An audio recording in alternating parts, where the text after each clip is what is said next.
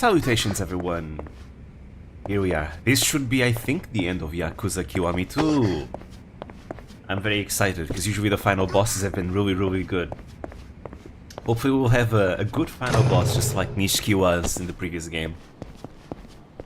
Alright then, here we go. Here we go. By the way, about Aquarium, I might be able to stream it next Tuesday. So be on the lookout for that. Alright, so what were we doing? I forgot. Greetings, ladies and gentlemen. Hello, Almighty. Can't wait, we're gonna fight Goda Ryuji. Probably. Oh? That's the music of that's the OST of a sub-story, probably. So late stream today, I overslept. So I gave myself some extra 15 minutes so I could eat. This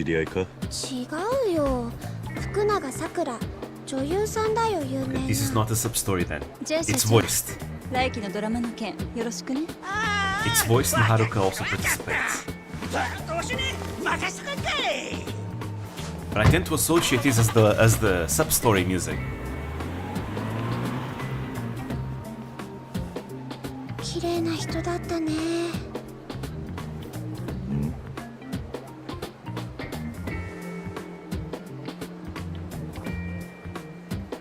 Eh? I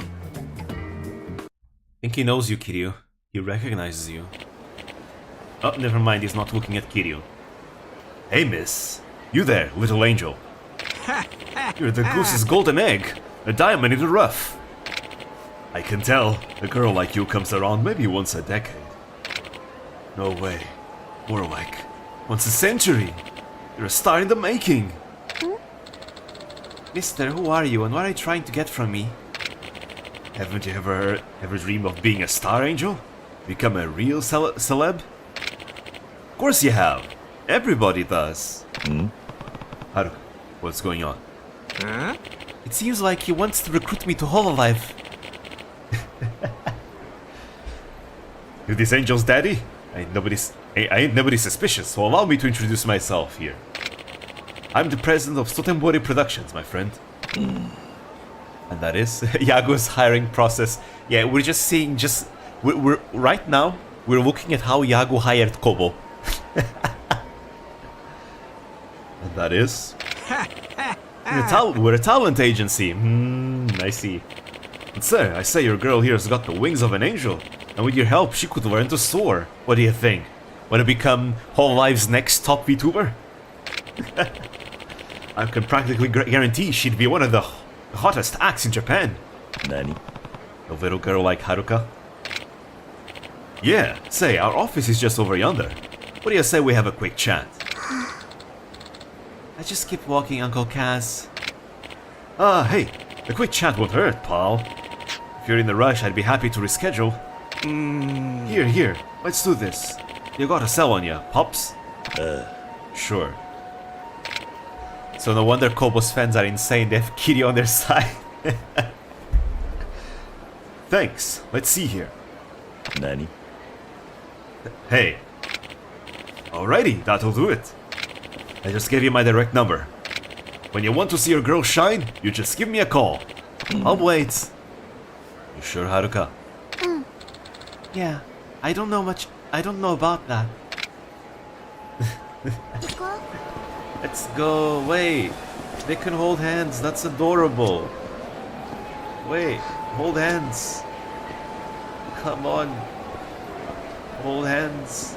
That's so adorable. Haruka. Okay. Never mind. Kiryo's mere presence stunlocks her. We have a soft here. Boy.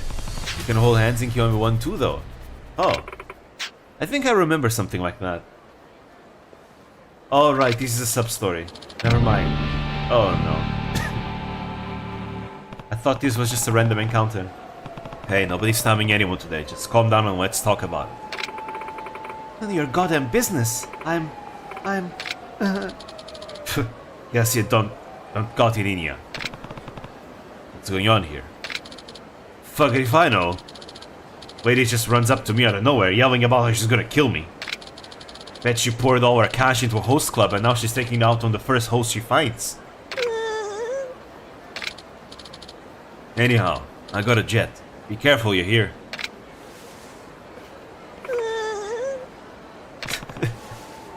Are you okay? I'm sorry. I'm so sorry. Why don't you tell me what's going on? Okay, my name's Yuriko. That's a very common name. I got a sister, much younger than me, Miki. Up till last year, she was working here in Sotenbori. But she got scammed. This horrible man took everything she had. But not even that was enough for him. One day, they kidnapped her, locked her up, abused her, kept her in a cage like some kind of wild dog. It's been a whole year since and cops haven't lifted a damn finger. We finally figured out who has her though. That bastard is one of them. When I saw him, I just couldn't hold it back anymore. I was gonna use his knife and get back at him for what he did, but I couldn't muster the courage. That was the right choice. Killing that man won't find your sister any faster. There are smarter ways to go about that. What's your name? It's Kiryu. You're right, Kiryu-san. Stabbing him ain't gonna bring Miki back. This is kind of a long shot. Have you ever seen Miki before? She looks like this. Oh. Well? Yeah. Sorry, I can't say I have. Right. Of course you haven't. Miki and we lost our parents years ago. She's the only family I got left. I want to help her, but there's nothing I can do. The cops ignore me. People don't take me seriously. Hell, I don't even have the guts to stab one of the bastards who took her. Kiryu-san, I know this is crazy for me to be asking this, but do you think I can help Find Mickey for me? Hello, Dream. Merry Christmas. Merry Christmas. Hello, hello. I'll do anything you want if you manage to find her. Just please save my sister. I'm begging you, Kiryu-san. God damn it, I wasn't gonna do a sub story, but now she got me invested. Sure. I have to do it now. I can't look the other way. If it means making sure you don't end up a murderer, then I'll help as best as I can. Oh, Kiryu-san, thank you so much. Let's talk details. You said you have info on the guys who kidnapped Mickey, right? What do you know? I have pictures. Here. Kojima? Eh? Hideo Kojima? The first one's a host. My name's Yagi. He's the guy who was just here. He makes his money by targeting lonely single ladies. This guy's the absolute scum of the earth. The second photo's a man named Kajiwara. Realtor. I don't know what that means. At least that's what he calls himself. More like a land shark if you ask me. Folks around here despise him. As for the last photo, goes by Hideo Kojima. He is a game developer. I ain't nobody sure if that's really his real name though. Guy's impossible to pin down. He's also a Usada Pekura fan, you know? If I had to guess, I'd say he's the one running the whole operation, as you would expect of a Usada Pekura fan. He looks like a regular old businessman on the outside, but he's actually also a war criminal, and he runs a black company. But somehow he's one of the richest men in the country. No way is he getting all that through legal means.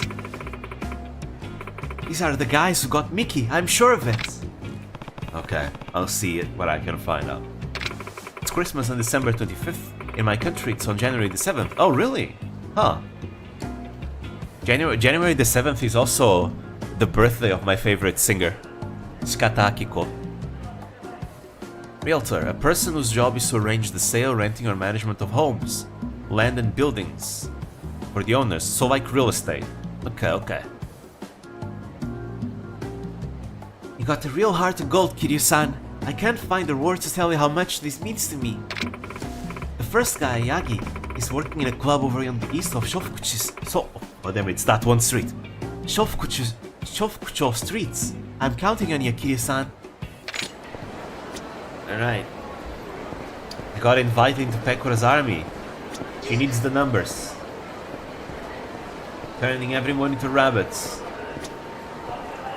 Oh wait, no, I was gonna run. Hey, did you see the news? They're making a Yakuza Sunset 4. Cool. Yakuza Sunset 4? Wonder if... Goddamn, my coffee is still not better. Wonder if this one will be any good. Sunset 3 cut out all the best parts, you know? Oh, that's what happens when you change directors. 1 and 2 were so perfect. How could I hope to top them? It's me. But hey, they're filming this next one right here in Sotenbori. I saw him scouting over by Bishamon Bridge. Eh? Serious? Come on, let's try and make it in the extras. I'm ready for my big screen debut. It's probably because January the 7th is by Orthodox Christianity. Ah, that makes sense, yeah. Wouldn't be too much of a debut if you're on screen for 2 seconds without a single line of dialogue. How do I act in the Pekura army? You follow Pekura's orders. That's kinda what being in the army implies, you follow order. Sounds like they're shooting a Yakuza movie around here. Guess the locale works.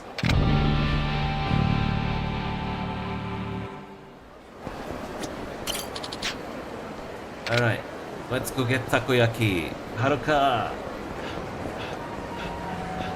Run! How about a quick jog? No, Haruka, you need to be fast enough to keep up. This world is cutthroat.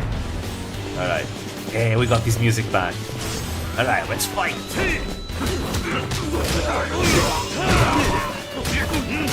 Ooh, this guy is tankier than the rest. How about... Oh, you can charge automatically if you press both buttons at the same time.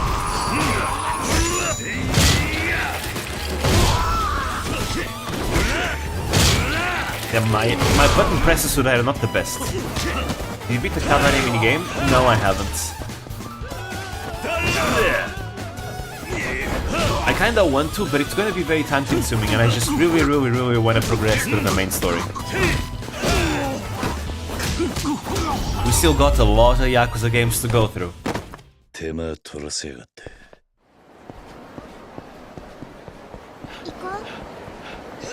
Go, let's go!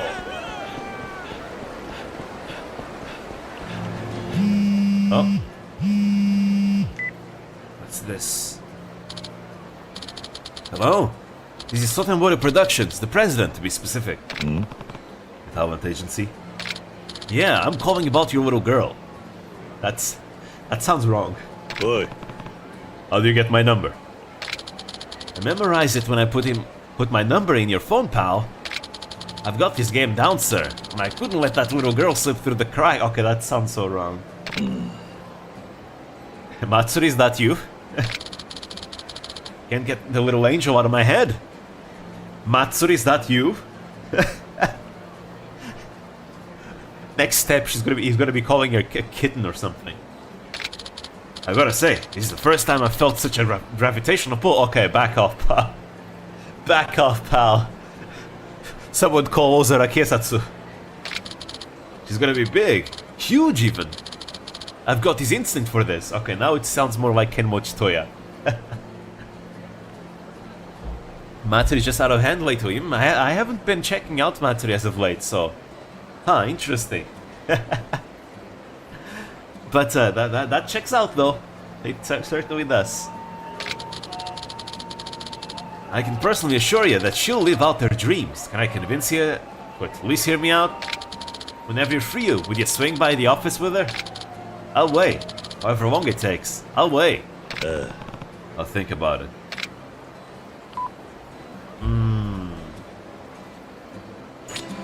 Now we're gonna get takoyaki. Wait, no. Wait. We no longer are gonna get takoyaki. It changed.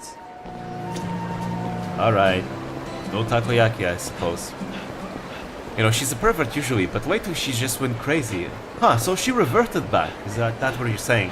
There was a time where Matsuri was very calm because her parents started watching her, right? It seems like she went back to her old ways. I mean, to be fair, that's the good old Matsuri that I enjoyed watching so much when I fell in the rabbit hole. You know, unhinged Matsuri is just a very fun Matsuri to watch. Huh? Why is Marin darn horny? That's one of the greatest questions in the entire world. I think even she has wondered why she's horny like that. Who knows?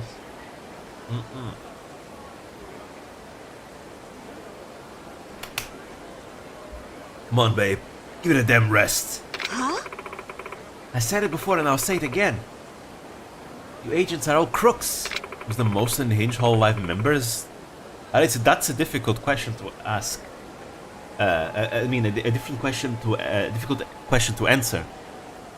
Matsuri would be one of them. Hachama would be another one. Those are the first two that come to mind for sure. Marin started having marriage applications from her fans, but she got rejected. I saw that. I saw that.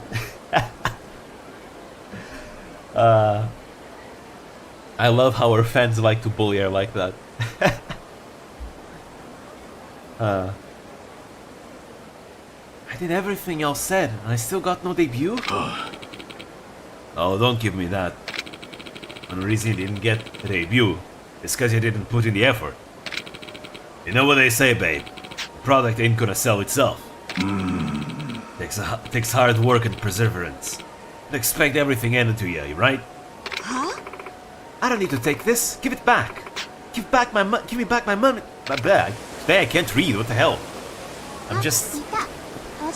Hey, we're holding hands.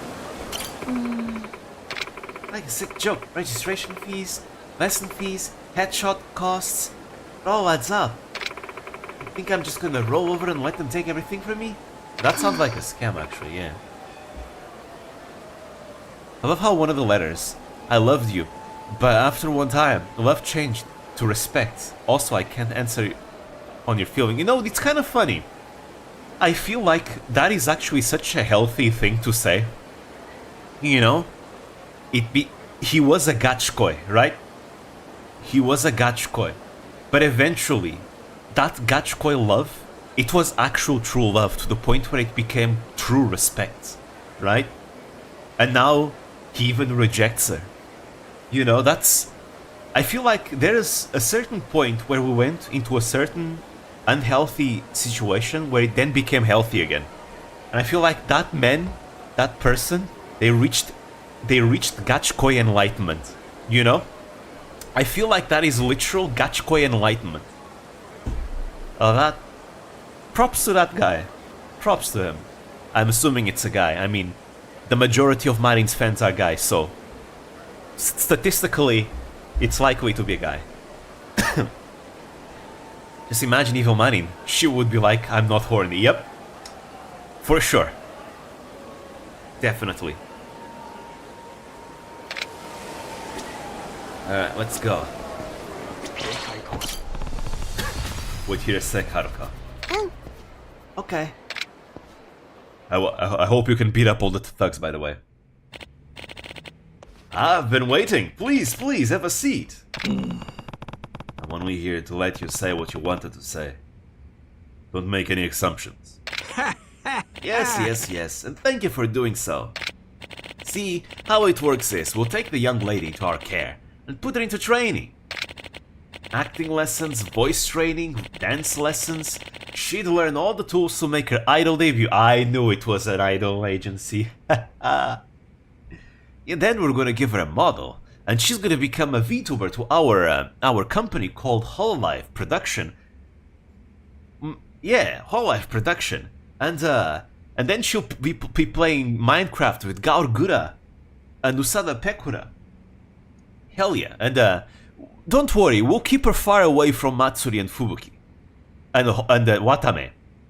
And Flare. And Okayu. God damn, there's so many lolicons in Hololive. I think only Matsuri has more than 10% of her viewers are girls. Wait, really? Only Matsuri? Damn, honestly, that's surprising. At least from what I've heard. Maybe it's Sakura-san. Really, Matsuri? That is crazy. Damn, I'm sorry for coughing. Alright. Oh. Cal is a Shota lover. I think the biggest Shota lover is probably Noelle. Noelle, I think Flare also likes Shota at the same time. Who else likes Shota?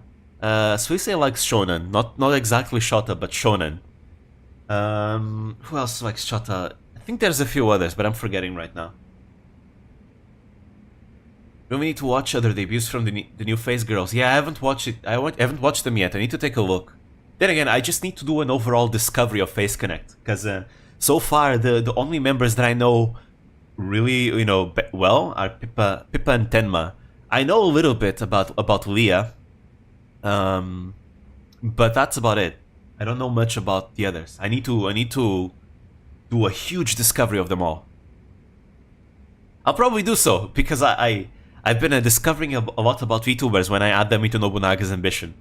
So I'll probably will soon. Well, I can't say if it will be soon, but eventually. We'd also negotiate a killer contract on their behalf. And of course, we wouldn't neglect her studies. Our girls go only to the top-notch schools in the area. That does sound awfully generous. Of course it is. We invest in their future for our modest cut down the road. And that little lady's gonna be a star. I can feel it in my bones. If I'm being honest, we'll make back what we put in her to her tenfold. I have no regrets about spoiling a rotten now. My instincts haven't steered me wrong yet. Still can't imagine Haruka in show business. I want her to live a good, honest life. I understand that, pal. Any father would worry for his little girl. You toss her into showbiz for those big-headed Yakuza types. I really do understand. Yakuza types, huh? I think there is no Shota lovers in Hololive, only Noelle and Flare, really? Really? Only Noel and Flair. Let me think about that. Let's see, Gen 0, it's, well, Suisei is a shonen con. Gen 1,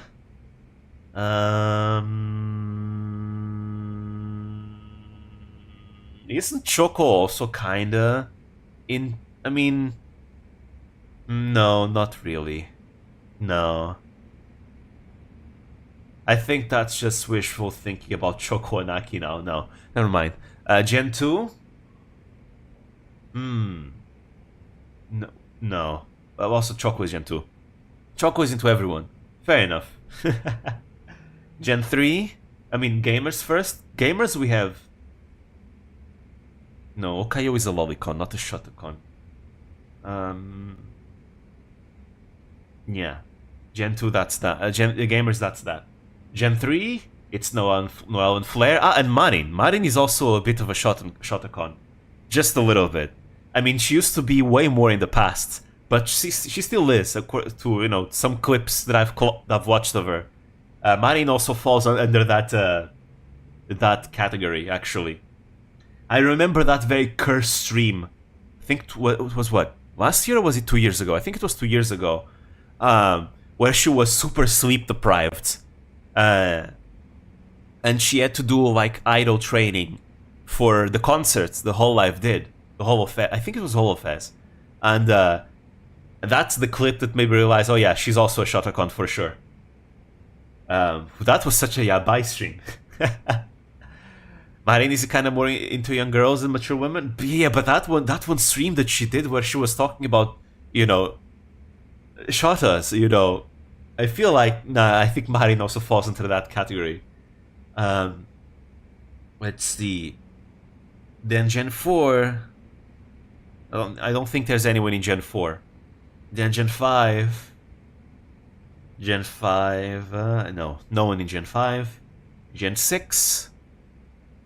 I don't think there's anyone in Gen 6 either, no. Regloss, I don't know enough about Regloss, so I can't say. And yeah, that's it for JP. So yeah, it's Noel and Flair. Those are like the confirmed ones, and I feel like Marin is also one, according to that clip. I'll see if I can find the clip, but I think the clip has been taken down because it was really yabe. Her stream got age restricted or something, or did she an archive it? She might have an archive it. Marin would do anyone. She would. But I feel like it was a stream where she was... Well, okay, that's gonna sound really bad, but it was a stream where she was super sleep deprived after having practiced a lot for the Holofest, and she had another practice the next day. And she was just talking and talking and talking about things that maybe she shouldn't. And she was talking about how in the past, when she used to be even more mega horny, apparently, she wouldn't stop staring at the legs of little boys on the bus or something like that. And she said that she's not like that anymore, but she still talks about shotas. So that's why I feel like she does fall under the shota definition. I don't know if that stream is still up. That stream was really yabe. So it might have been taken down, but there might be clips of it, I think. It was also that stream where she recommended her fans to try butt stuff, because only guys have prostates, so you may as well try it out. Because she was talking about how she once, took a suppository, and the first thing that she thought was, wow, this is how BL characters feel. It was quite something. This was a while? Yes, it was. I think it was 2 years ago. That was so yabe. Holy shit, that stream was cursed. I think it was one of the most cursed Marin streams ever. Wow. The sleep deprivation really made her talk. We talked about this way back with the word yep. Yes, we did. In Regloss, only Raden and Rika are degenerates. No, wait, what's the word? I'm forgetting the word. No surprise on Raden. Raden really does seem like a true degenerate. With that said, I really actually am enjoying Raden the most in Regloss. From the little that I've seen of them, I've been enjoying Raden the most. Raden, she has a really good energy on stream, I feel. Really, really good energy. And she's actually quite knowledgeable about a lot of things. So I've been enjoying Radun a lot. Oh boy. I need to check out more of the others. Yakuza types, huh? Haruka's been kidnapped 4 times now. Even with me around to protect her. No, I'm not protecting her. I'm the very reason she's in danger. It's my fault she gets wrapped up in these things. What do you say? Can you trust me to care for your little girl?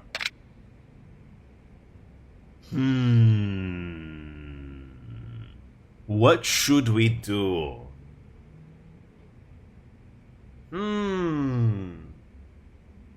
Part of me wants to say this is up for Haruka to choose. At the same time,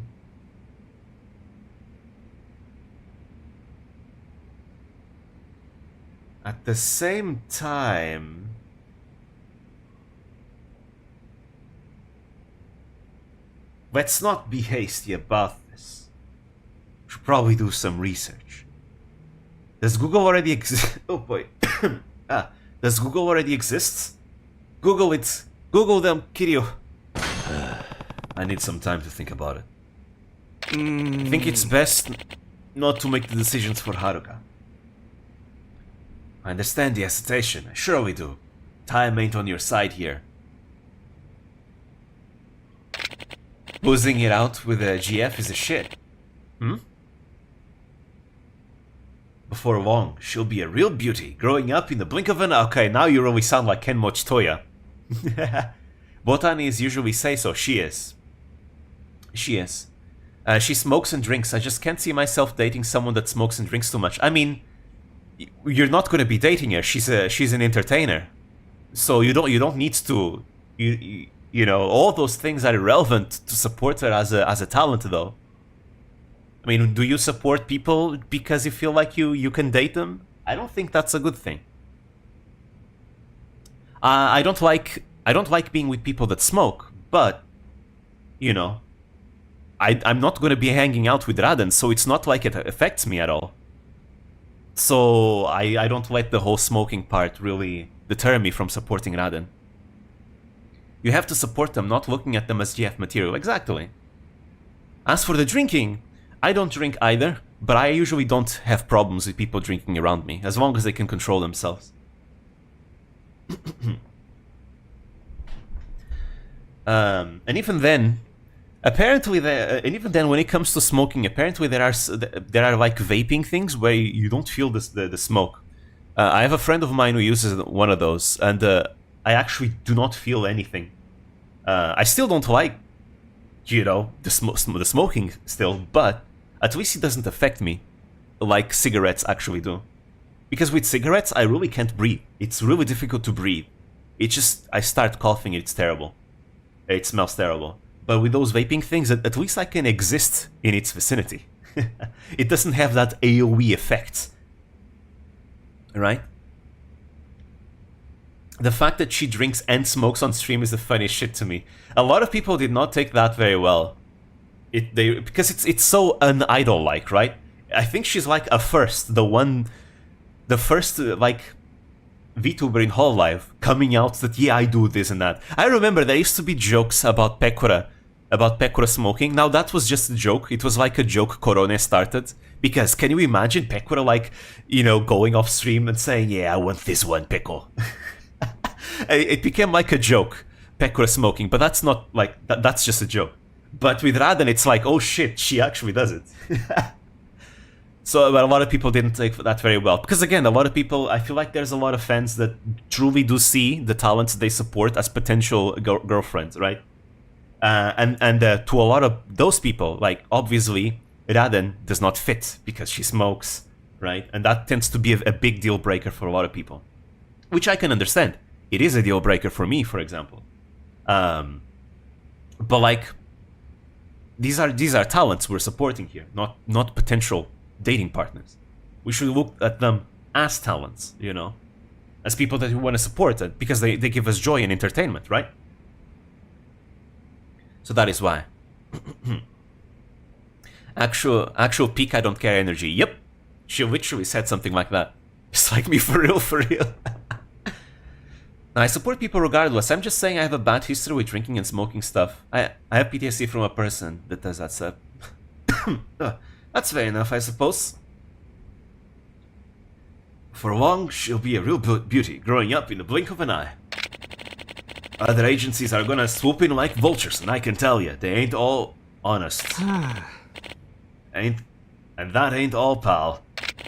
Say you think it over, and say nah, showbiz ain't for my little girl. Well, this one's gonna have troubles. You'll need a 9-iron to swat all the boys off your porch, oh? You look like a strong fella, but even you don't got eyes in the back of your head. But she got into a structured world of... oh boy. Sorry. I'm still recovering from being sick. It's that itch in the throat. But if she got into the structured world of showbiz, and the proper schooling that goes with it, our agency could all but guarantee she'd stay safe and focus on what matters. Yeah, but I should get her opinion first, though. Yeah. I'd never do this without getting her feeling on the idea first. Oh boy. Ah, what a fine man. A great father. I don't see many parents these days who really want that. What their kids want. Yep. Ain't that the truth? I've seen a lot of like child celebrities that their parents just force them to do things, you know, without caring what the child actually wants. It's terrible. And it's not just in mainstream media too. We also see it with some like YouTubers, you know, like parents that exploit their children to like become like YouTube stars and whatever. It's terrible. She'll become idol eventually. I've seen the spoiler online actually. In some videos that I've watched, I've seen that spoiler.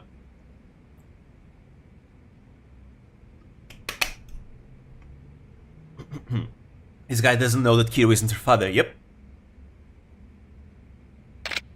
But, are you sure? As her parent, her guardian, is it also your job to give her the best possible future?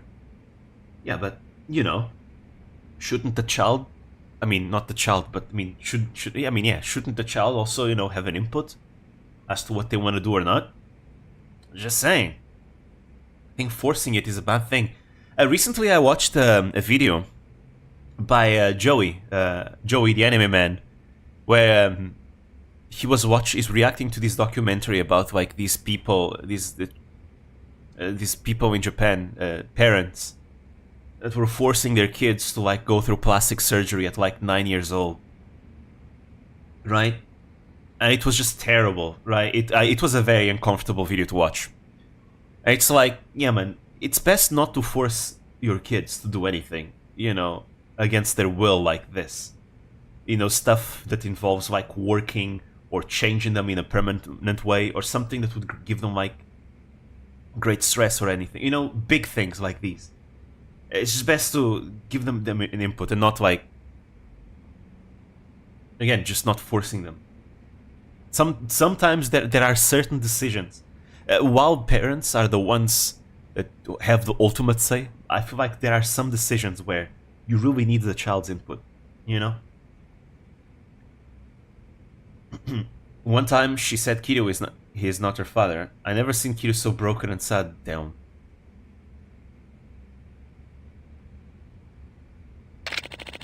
Kids don't quite got the experience to make those kind of calls, you know? I mean, yeah, but this is concerning her, though. Her life. She also needs input. If I had to guess by looking at you, you're a man who's tasted both the bitter and the sweet that life has to offer. Why not put that experience to good use for the future of your girl now? You might be right. This could be in Haruka's best interest. Hey, you know it is. Now let me just draft up some paperwork. This is going to be tough. Nani? Haruka! Go away, cough! Oi. Who are these guys? Fools from a rival agency. Real pieces of work, these guys. They got all me packings, so they think they run the biz here. Come on, guys. Let this chump sucker ya into a bum deal. Our agency'll take better care of ya. Oh no, it's V Shoujo. It's V Shoujo poaching Haruka. I'm joking. I'm joking. I like V Shoujo too. But it's funny though. It's funny. Haruka. Uncle Kaz, help! Hang on, Haruka. These punks need some lessons in how to do business. Huh? Fuck! You're tough, pretty tough, Gramps. Alright.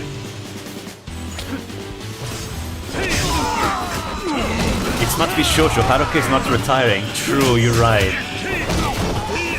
Damn, what comparison can we do? Alright.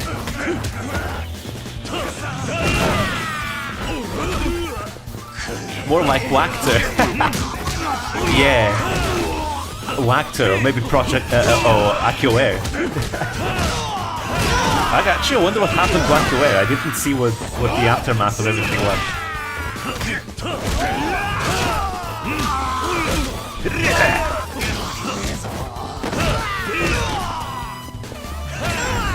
And done. Wow, incredible! Now, we were about to move to the contract signing, as I recall. Let's go back inside. You too, Angel. Yeah. What contract, Uncle Kaz? Yeah. You think they're still in business? Wait, really? AccuAir is still in business? With what members? I thought every single member had left. The hell? Who would join AccuAir now? At this point, unless they have a new CEO, that is, because the CEO was clearly the issue. But like, unless they have a new CEO, who the hell would join? Who would join AccuAir? Same thing with Wactor, honestly. Although I've heard that Wactor is trying to move away from what they did in the past, but some things are difficult to wipe out. You know, I can understand people like joining Nishisanji, right? Because Nishisanji is not that. I mean, Nishisanji is not that bad of management, right? Comparatively, I mean, it has its problems, especially on the end side. But like, I can still see like the big benefit that one would have joining Nishisanji. Like, Nishisanji is still really big, right? So to anyone that wants to get into the industry, Nishisanji is just an opportunity you cannot pass on. But like with Wactor and AccuAir, which are so small, I don't see how it would be worth like the cons. Oh wait, they're not active anymore? Okay, there we go. That's what I was expecting. Because it was really bad what AccuAir went through.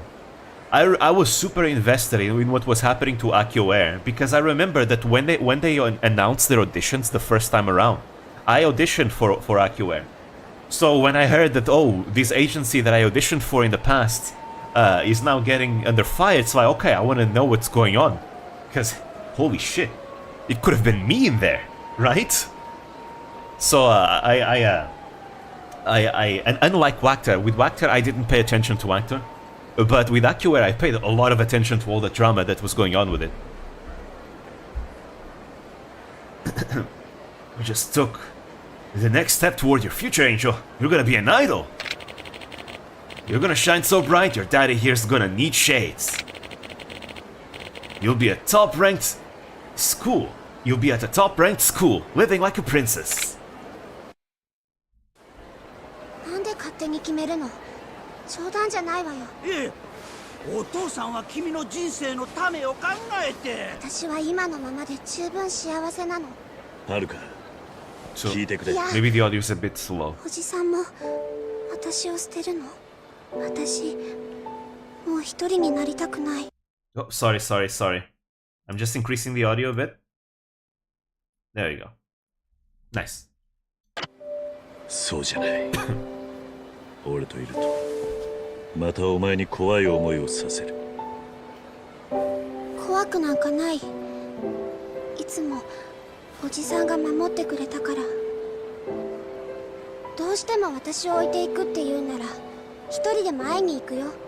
カムロ町までおじさんに会いに。はるか The reaction of the guy. It's like, no, she didn't just say Kamurocho. ちょっと待ってな。ここまでしてわし空振りかいな。 Hosage Dichi-sanji still looking for male VTubers and their auditions are open. I really need to try, but I feel like... Okay, let me just pause here, because I want to talk about this. I really want to audition more. I really, really want to. It's been like a year since I've actually auditioned to anything, right? Been a year. I was always auditioning for the last years, but like this entire year, I haven't auditioned at all. I mean, actually, that's not true. I did audition like at the very beginning of the year, but that was it. I didn't audition anymore after that. But like, it's been really difficult to audition because not only have I been much more busy because of university now, I feel like now that I have the free time to, I mean, I still have one university project to finish before I can truly dedicate all my time to YouTube until the next semester. But like, now that I have free time, I feel like I wanna use this time to properly work and put content on my channel, right? And every time I invest time into an audition, I take so long, right? Because I want to do a good audition, and doing a good audition still requires the editing and all that, right? So I can showcase my skills, and it takes a lot of time. So I feel like right now I don't think I'm gonna audition until next summer, because next summer is when I'm gonna have like way more free time. But right now, it's really difficult for me to do so. Right? I want to put content in this channel, right? If I use my time on the auditions, it means I'm gonna have less time to put content here on this channel, and I feel like I already put so little content in the channel because of number one, my productivity, number two, I procrastinate, and number three, I'm busy with university, right? I feel like if I have to put more content into the channel, I need to prioritize that. Because like I don't feel good about like leaving this channel inactive. It just doesn't sit right with me. I feel like I'm so proud of what I've been able to achieve so far, you know, with this channel. Like this is the most I've ever achieved, right? I feel so proud about it that I feel like, no, I gotta capitalize on it. I gotta do more. I need to see how far I can go, right? And it just doesn't feel right to leave all that behind, right? If I find the time, I will audition again. I really want to. Like they are opportunities that I really don't want to pass on, right? I mean, even if I did get in, I'd probably still every once in a while put stuff in this channel because I don't want to abandon it.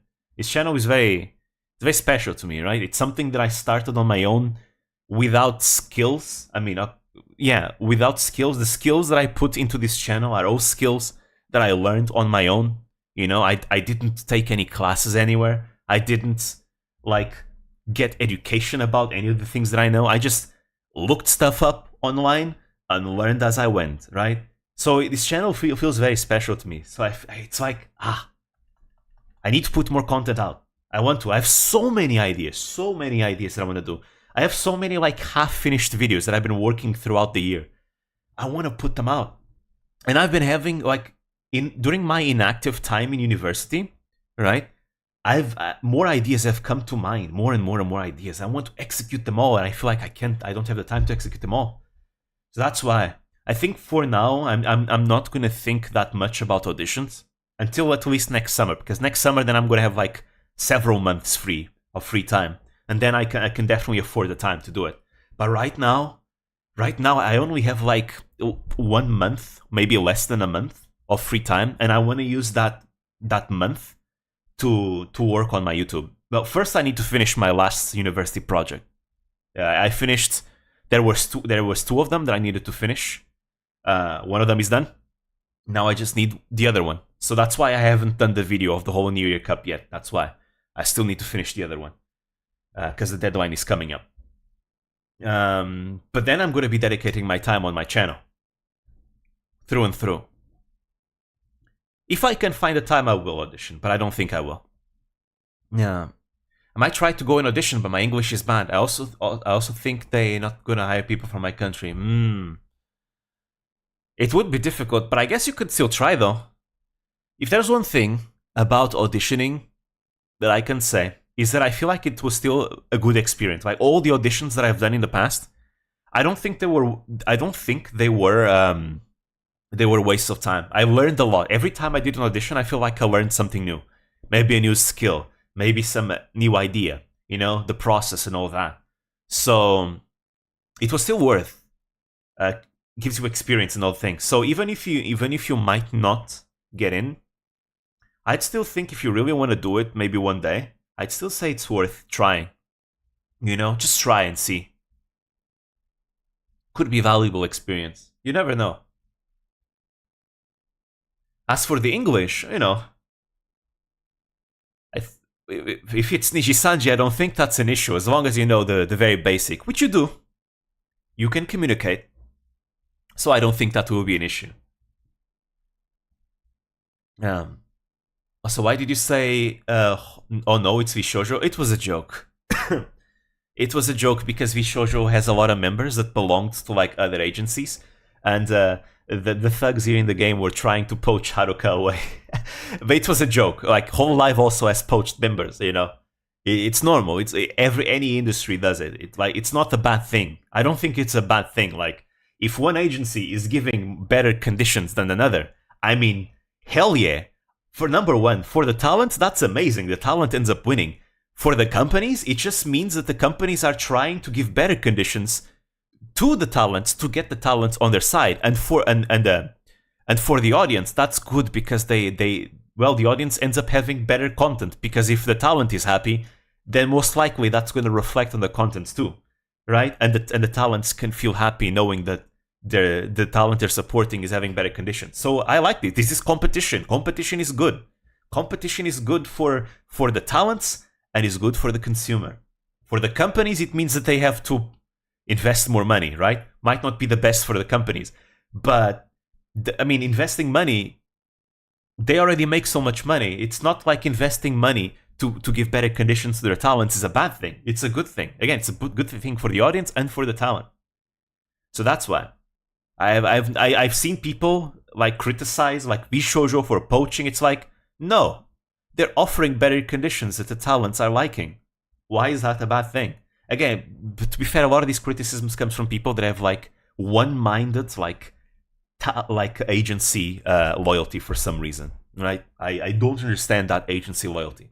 Like, I love Whole Life. It's like that one home I can always get back to. It was how I got into Rabbit Hole.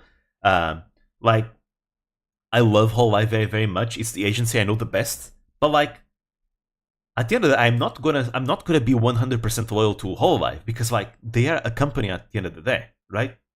I think having loyalty for companies doesn't sit right with me. Like, I like the talents. It's the talents I support. If the talents feel like another company is gonna give them better conditions, I will support that 100%, regardless if it's Whole Life or not. Like, I like Yago a lot. I think as far as whole VTuber agencies go, Whole Life is doing amazing, really amazing. Only good things are coming out of like their managements, their leadership, their talents. Like, they've been having such a wonderful year, you know. But I'll still won't be 100% loyal, because I feel like company loyalty doesn't make sense from a consumer's perspective, you know.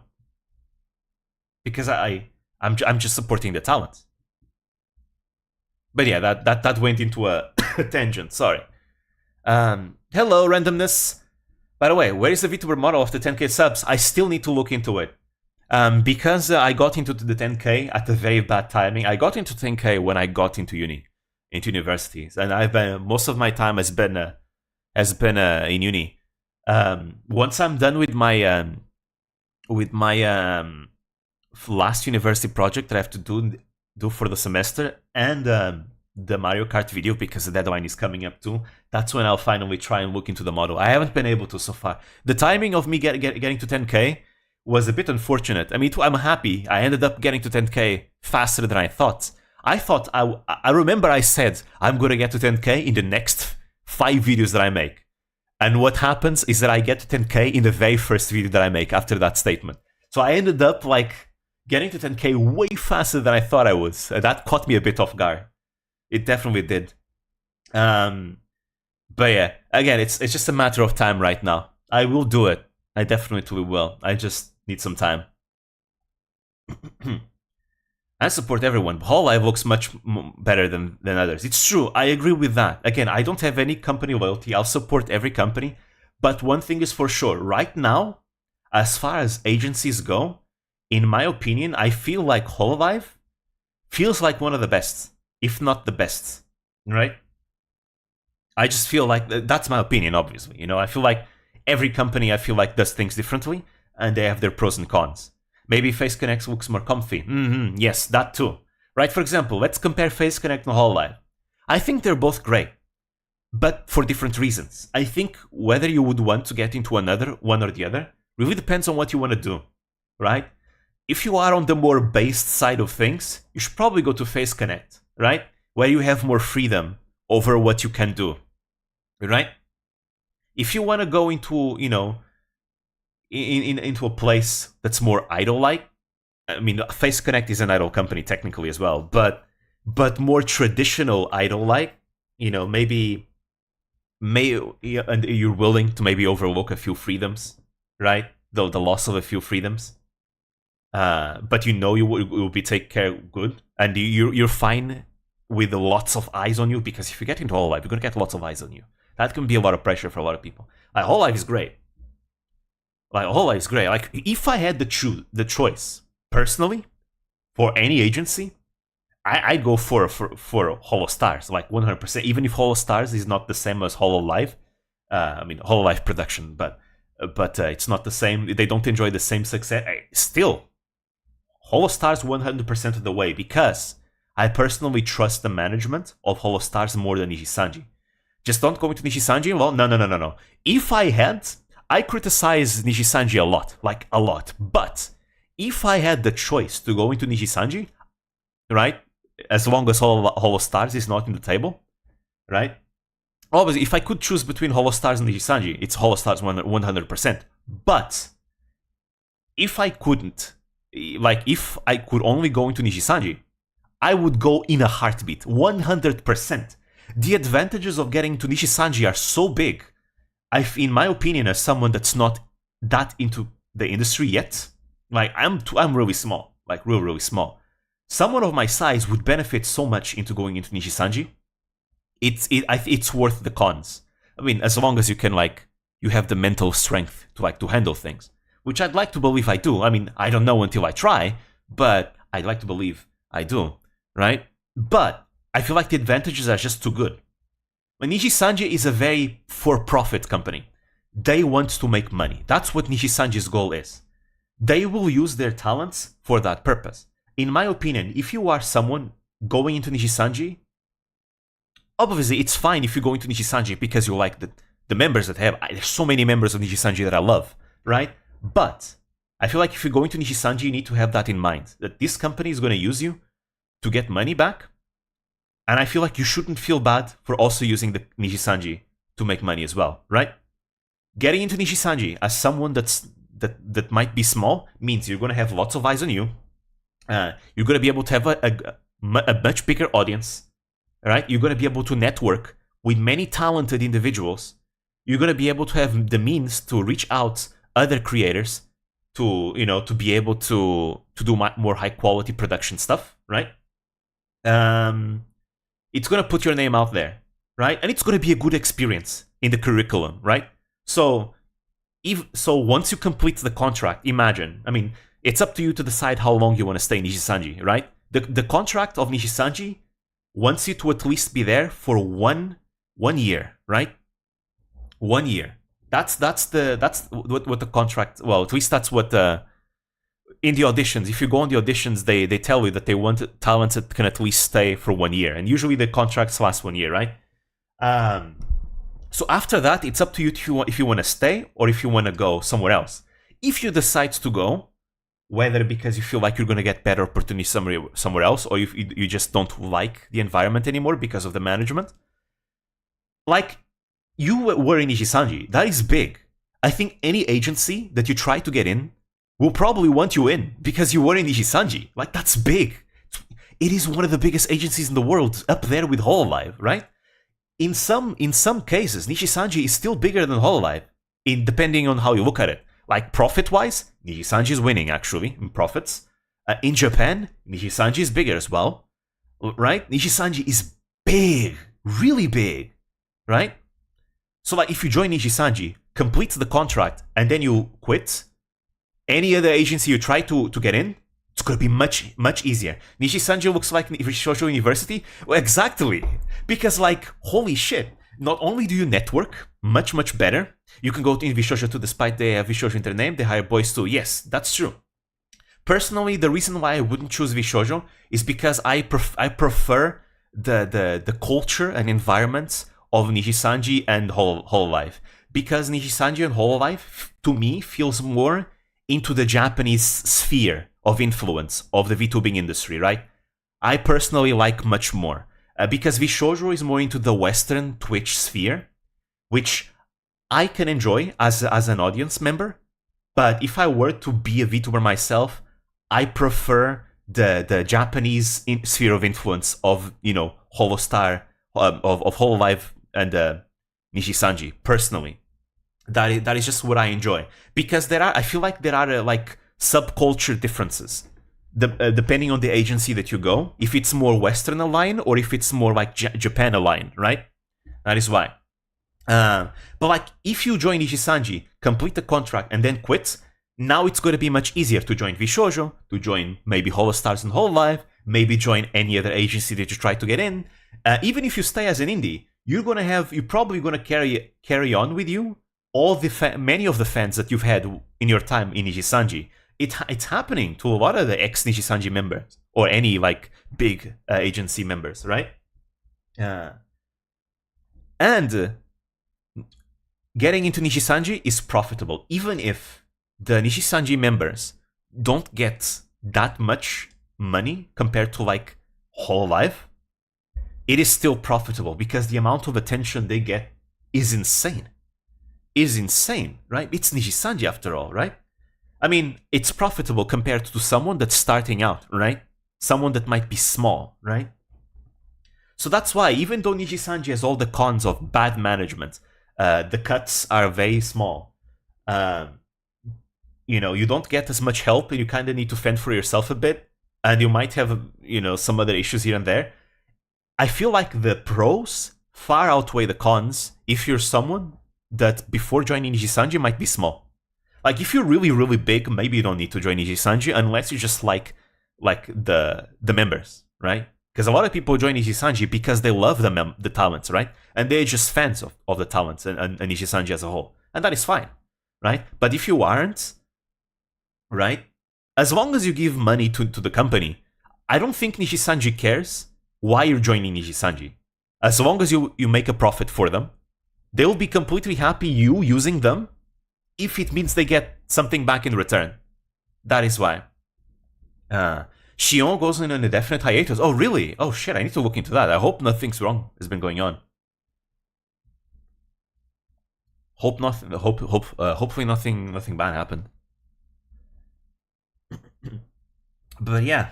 But this is why I still think that in spite of all the yabs Nishisanji has had, Nishisanji is still like an agency I would recommend to a lot of people that want to like make it big in the VTuber industry. I still would. Again, I know these days there's a lot of criticism towards like corpo VTubing, right? Again, I don't think one is better than the other. Whether indie VTubing or corpo VTubing is better, it really depends on what you want personally, right? I still believe that if you are an indie VTuber, if you are a small indie VTuber, getting into an agency is still worthwhile because you can eventually quit and you can, put yourself into, people's eyes that way, like a lot of people do, right? But it's just a matter of what you want. And I think the people that say that corpo VTubing is bad because of lack of freedom and all that are missing the point that some people just don't care about that freedom because, you see, it's not like everyone wants to test the boundaries of what you can and cannot do. There are some VTubers that like doing that, but not every VTuber is doing that. Some VTubers are just happy to play by the rules because the content that they personally want to produce falls within the rules and what's acceptable for them or not to do in a company. So so this whole lack of freedom thing is very subjective. It's very, very subjective, and treating it like it's an overall positive or negative is completely wrong in my opinion. Right? I think, again, corpo VTubing has pros and cons. Indie VTubing has pros and cons. It's up to you to weigh what is best for you. To me personally, I like corpo VTubing because I like the culture that originated from it, right? Even though I enjoy VTubers from all over, whether it be indie, Western, Japanese, Indonesian, I don't care, right? To me personally, I still enjoy this whole culture ended up being originating from corpo VTubing, right? Especially on the Eastern sphere, right? The Japanese sphere. It's the reason why, in average, I watch far more JP VTubers than I watch EN VTubers. I watch a lot of EN VTubers too, but I watch far more JP VTubers, right? Especially on YouTube, because I also use YouTube far more than I mean, I rarely use Twitch personally. I just like YouTube a lot more personally, right? So to me personally, it's completely it's just a complete pro to go into like a corporation personally. But that's just me, right? It's up to you to decide what would be best for you in your case. But for a lot of people, it's not good. They don't really assimilate well into the scene, and that's fine. It's not for everyone, and nobody should see it as being for everyone. I feel like one of the biggest mistakes a lot of people do when they argue these days is that they think in absolutes. Everything needs to be in absolutes. This is the best 100% of the time. This is the worst 100% of the time. And I feel like that's just not right. I mean, I get it. People are talking in their experience, in their opinions, but they don't acknowledge that it's their opinion. They just talk as if their opinion is 100% objective fact, and that is where the problem lies, because I feel like it's not correct personally, right? It's completely fine to admit that something that you do not like is completely valid. Right? I do it all the time, personally, with a lot of things that I don't like, and I recognize, yeah, this is still good though. Like, imagine, even in video games, there are certain genres of video games I just don't like. I can still recognize when games on that genre are good. Right? Same thing with anime. There are certain anime that are very popular that I just don't like, but I can recognize that they might be good. So on the topic of what if something is better than something else, in the topic of the VTuber industry, of what company, if corpo VTubing is better than indie VTubing, because corpo VTubing has a lot of these cons and it's not all sunshine and rainbows. Yeah, I know that, but like, it has its pros and cons like everything else. Anyways, I'm not going to go. I think I'm going in circles now. Sorry. I actually like talking about things like this. I don't know. It's just fun. I think I've gotten so passionate about VTubers that I could talk for hours about stuff that's not even about like VTubers themselves, and could just be about the industry itself. Whew. I think people think rules. No, she just said she's tired from internet and needs time to relax. Okay. Then that's fair. Hopefully she's not gonna graduate, because I like Shion. I mean, if she feels like that's the best for her, I mean, I'll support it anyways, right? But I think it's good to take a break. A lot of Hololive VTubers don't take breaks.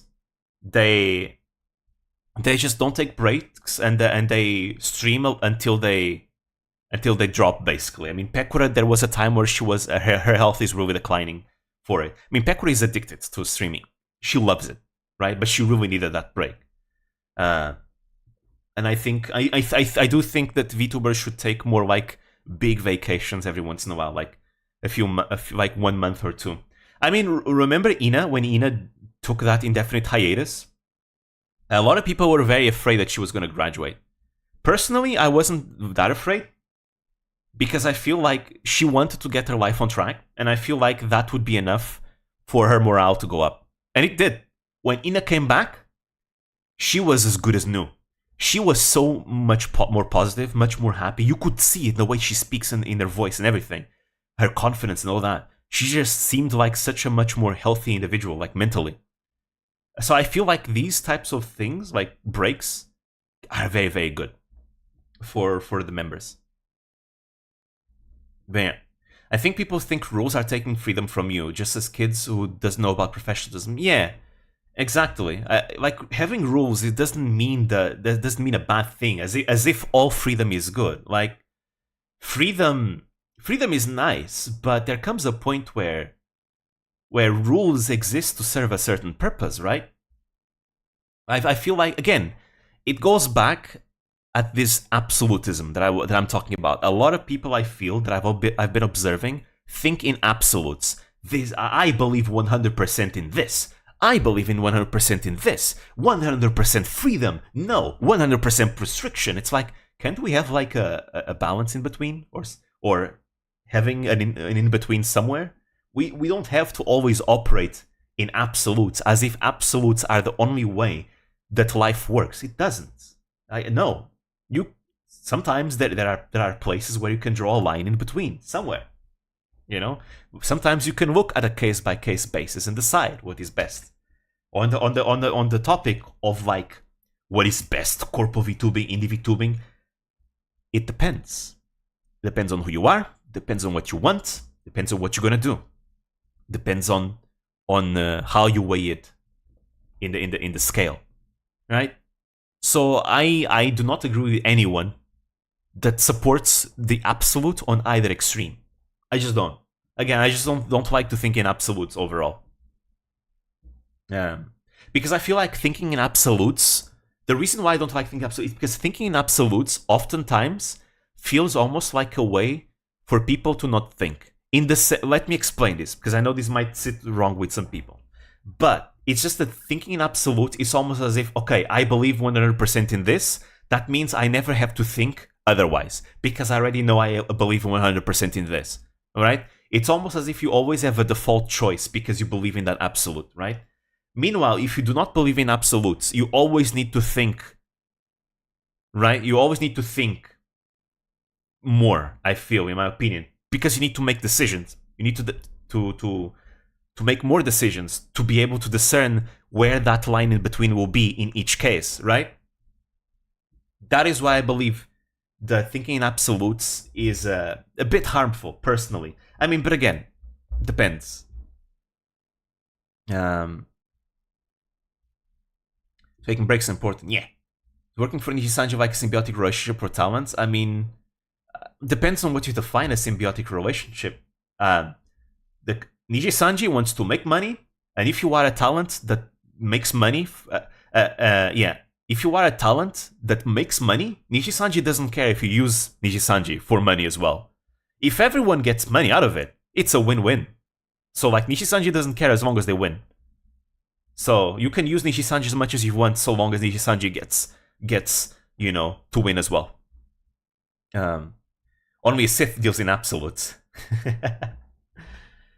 Damn, that was a tangent.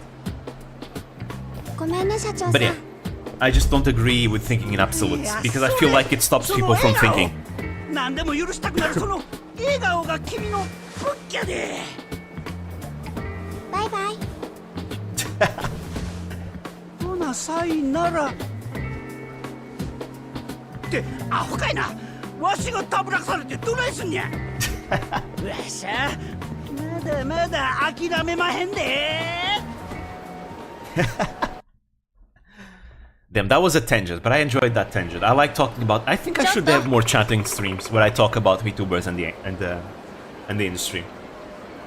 You know what I would really like? I would really like to one day. I mean, I know this might sound like not another one, but I'd really like to have like one day a podcast where I talk about VTubers and the VTuber industry, like a VTuber industry focused talking podcast. I know. Oh, another podcast, another person who wants to have a podcast. There's like 5 million of them. Like, I think it would be fun. I like to talk, but I feel like I don't want to talk by myself, because I think it's more fun with more people, right? Talking by myself is just, it's true that I'm not exactly by myself because I have you guys here, chatting as well.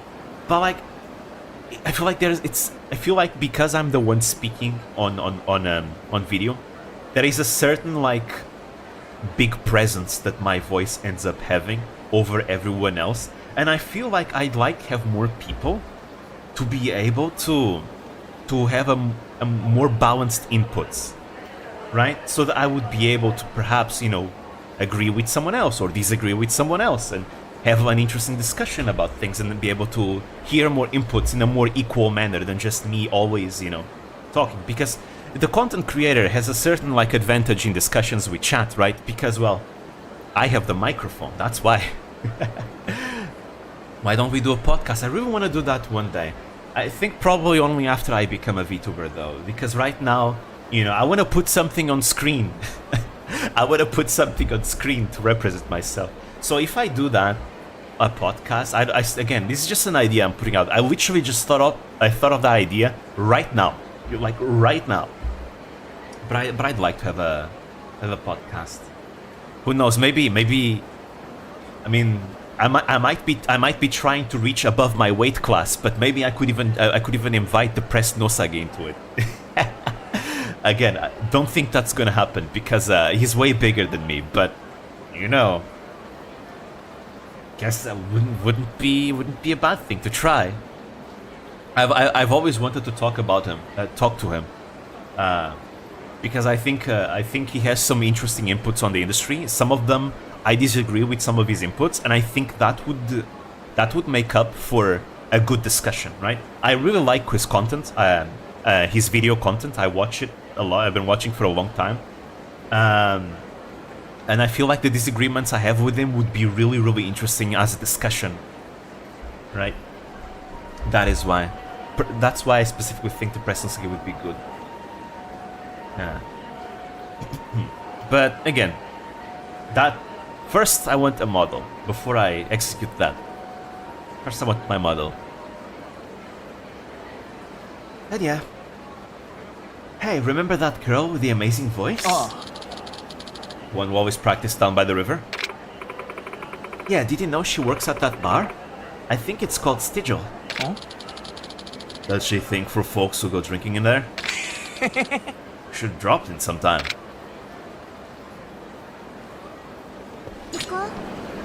Tall, life-taking Luna from Nishisanji.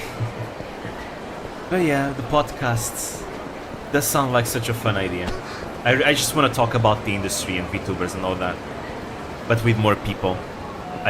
Again, I literally just thought this. I don't even know how many people I'd want that. I want several people, but not too many where there's not enough time to talk. I think 3 people is like a good balance, you know? The reason why I feel like 3 people is good is because an odd number seems to be the best. Why? Because imagine there's a discussion between 2 people.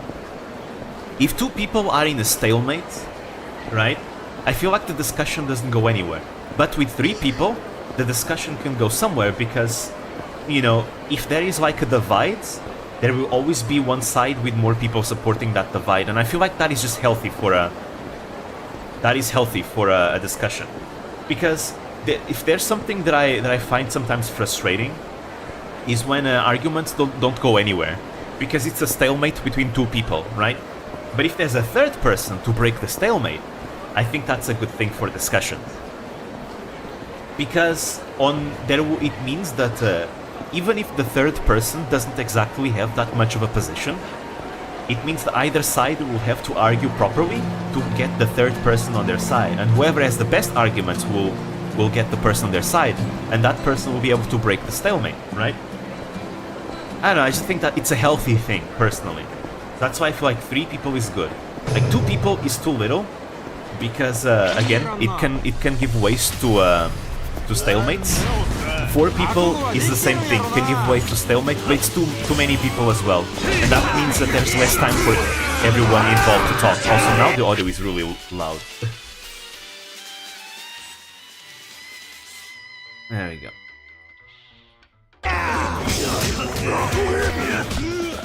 I just came up with a funny idol agency. VTubers that use this. I don't know what that is. You make other VTubers only for you to realize that they're actually. I don't know what that is though.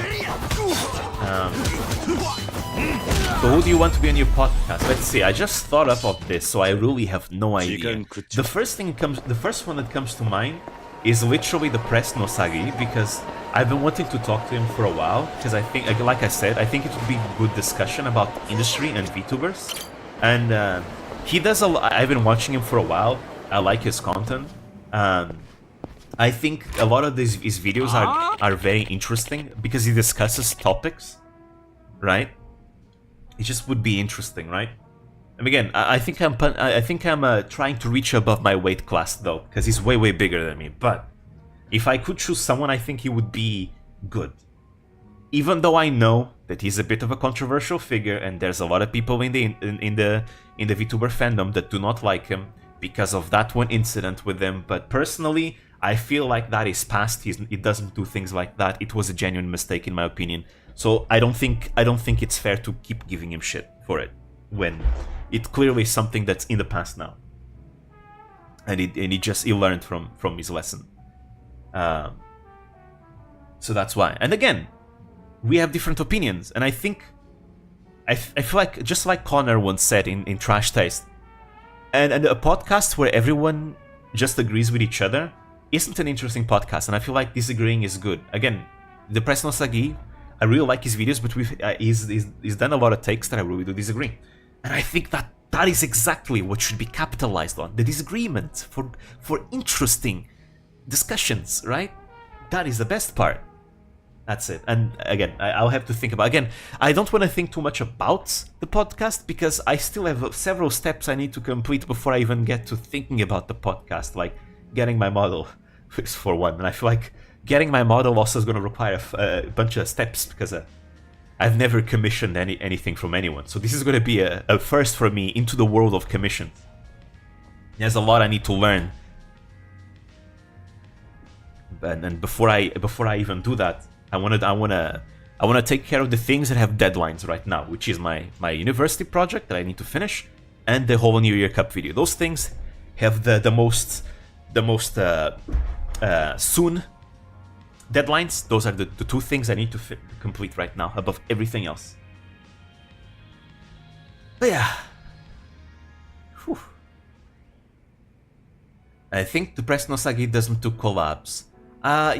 That might be true. I've only seen him do a collab once, and it was well, okay, technically okay, ad collabs don't count, but he's only done a collab once, if I remember correct. It was with Pippa, right? It was the only collab I've seen from him. I mean, most likely, I don't think he would accept anyways, you know. But I don't lose anything from trying. In the future, I'll try. Maybe I need to get myself a bit bigger before that. I know it's a bit of a fallacy to think that you need to be big to be able to reach out to others. I know there's a lot of creators that have said, just reach out to me, right? But it's still, I don't know, it still feels a bit like, again, I'm going above my weight class when I go for someone to talk with someone bigger. That's why. I don't know. I think it's easier for someone big to approach someone that's small. But I'll still try. Once I get my model, I'll still try and see what happens. If it works, great. If it doesn't work, that's fine. I can try and get other people. It's all good. What? You don't do requests, girly? How this goes? Let's get going. See ya. Bye-bye. Thank you for coming. Sir, it's just so sudden. I... Shut up and sing already. Yeah. No, I'm not a good singer. I don't care if you're tone deaf. How hard is it to get some damn singing here? I don't want to disturb anyone else here. I'm sorry. Boy. Hey, quit pestering her. You expect her to sing when she's uncomfortable? Talk about your buskills. I'm done here, and I ain't never coming back. But one of the things I want for the podcast about members, I'd like people that definitely are into also the whole industry aspect of VTubers, right? Like someone that is in the VTuber community, understands how the VTuber community works and the industry works. I feel like that's what I want.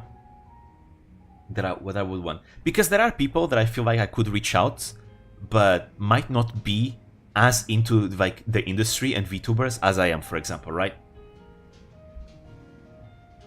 in the sense that they might not understand how things completely work. I don't have anyone in mind when I say this. I'm just kind of just saying it out there. For example, I have close friends that I could potentially invite, and I'm pretty sure they would be completely willing. But I feel like for there to be interesting discussions and input, it's best if I bring along someone that understands things maybe even more than I do, right? Either as much or more than I do. So yeah. Sorry, that was so embarrassing. Yeah. It wasn't your fault. Don't worry about it. I mean, I'm not an expert. I don't think I'm an expert on the VTuber industry, right? I feel like there's still a lot of things that I do not know. But I'd like to think that I do know. Oh wait, what do I have to do? I didn't see it. But I like to think that I do know quite a lot. In these years that I have been into the whole thing, into the whole VTubering industry, starting from July of 2020, I've learned a lot. Getting into this industry that I knew nothing about, that I was looking up guides on who these VTubers were, and now I'm the one making guides. It just feels very interesting. Maybe some people from our Discord server for a pilot video. That would be interesting, actually. I feel like that could be very interesting for like a special and everything. Oh no, you're gonna get me demonetized. Every single one of my Yakuza streams gets demonetized because of copyright. Shut up! There we go. But that could be fun. I just need to think a lot more about that, though. You enjoy singing, I take it? Oh, you're the man from the bar. You've got a great voice.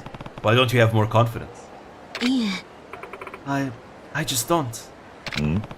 What do you mean? I do love to sing. I wanted to do it professionally for a while. I even took a bunch of voice lessons. I was almost sure I was on the cusp of my big debut. But I should have known better. My agency was conning me. Okay, thinking about it. I'm still thinking about it. Though I think one of the reasons why I would be kinda against inviting people from the Discord for a podcast is for one reason. And that's the big reason that comes to my head when I think about it. And it's a power dynamic. It's the fact that because it's from my Discord server, from my community, you could say, right? I feel like I will have a certain, even if people try not to, I will have a certain like authority and power dynamic that's a bit unfair for everyone involved, that might subconsciously affect like the discussions, right?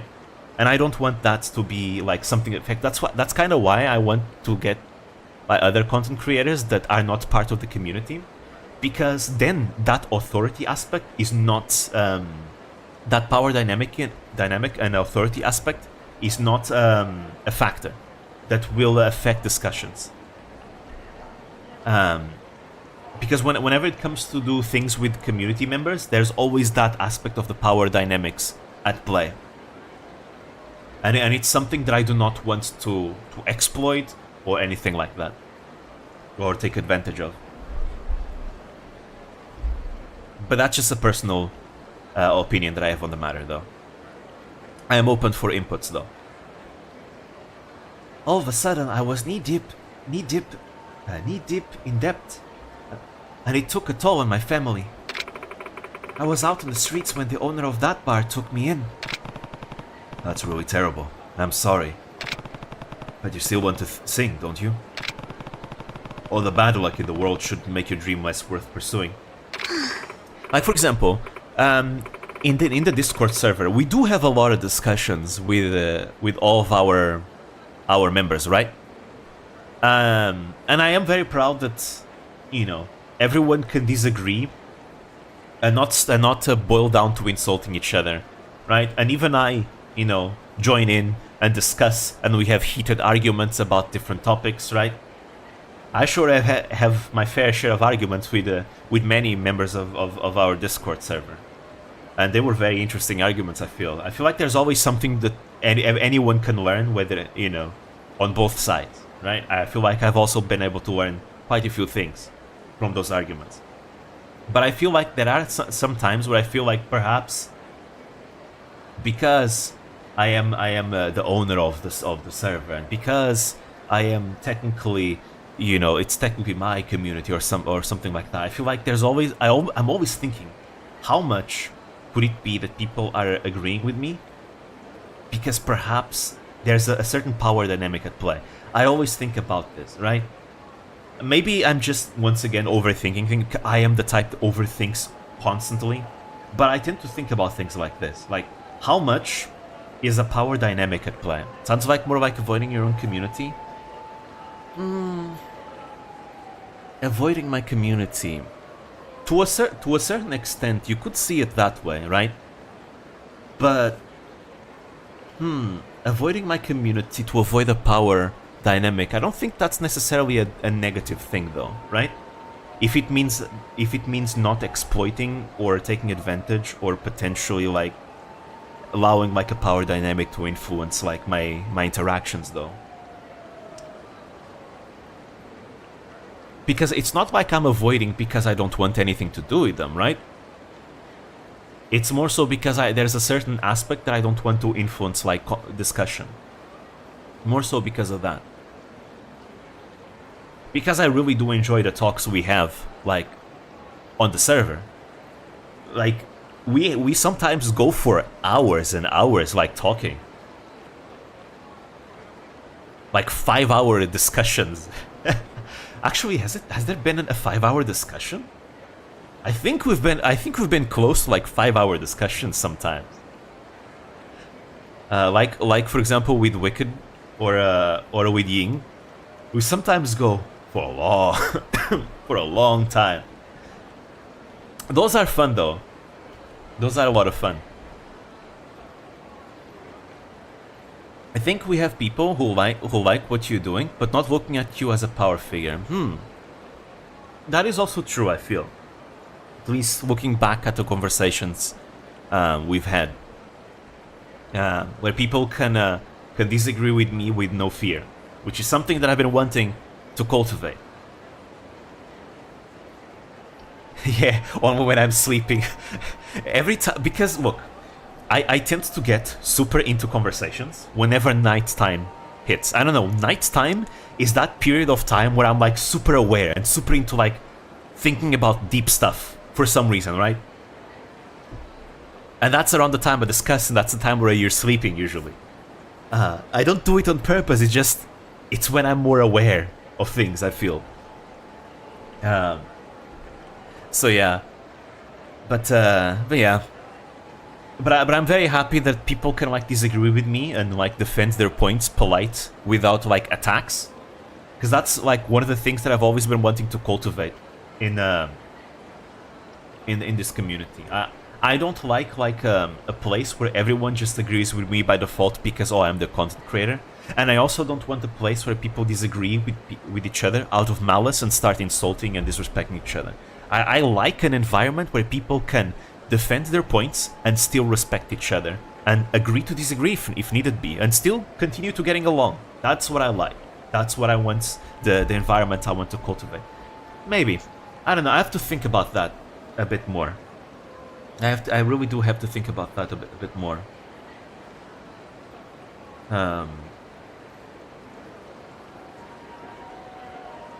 Yeah. I think it's best if I think about it off screen though. That's beautiful, but idealistic too. How could I tell that to this barkeeper? He's the only reason I'm even alive. I'm sorry. I ought to be going. When I woke up and there is like 500 plus messages, I read all of that, check and there is no rule breaking, and just read the topic of the discussion. Yeah. Like, so far we've had no issues when it comes to our community, when it comes to like those like massive rules. We haven't needed to ban anyone. Nobody has been banned. Nobody has been timed out, right? Nobody has been like punished, right? Whenever there's like rule breaking, it's like small things that happen by accident. Like, oh, someone posted an image that might reveal a bit too much skin. Okay, that's fine, you know, it happens sometimes. We can just delete that, you know, tell the person, hey, careful with the images you post and, you know, move on. That's all good, right? That's all good. But, because I am very much wanting, I am very much wanting to be very strict on that rule of disrespect. Because, like, I feel like that those are the disrespect and insults are things that completely muddy up discussion. I've seen a lot of my throat. I've seen a lot of online discussions that just derail to people insulting and making assumptions of each other all the time. Making assumptions with no evidence and insulting each other, and like it's not a discussion anymore. Like the whole point is completely gone. Or like people that cannot defend their arguments and instead decide to attack the person instead of attacking the argument. I have no patience for that. You know, ad hominems, right? Like, oh yeah? You think your argument is hot shit? Well, you are a terrible person because of this and that. I've recently, you know, I've been recommended a lot of videos, right? About Hassan, right? I don't know much about Hassan, right? I don't. But I've been recommended a lot of them, and, you know, sometimes I just want something to put in the background while I'm playing a game or something. And it's okay, I'm gonna put some of these videos about people criticizing Hassan, like, on the background. And from those videos that I've seen, like, I feel like, again, I've never watched Hassan directly, so I don't know what his daily streams are like, but from the clips that I've seen, it's like, yeah, that's exactly what I don't like in discussions. Like, people trying to argue with him, and he basically makes assumptions and attacks people, you know?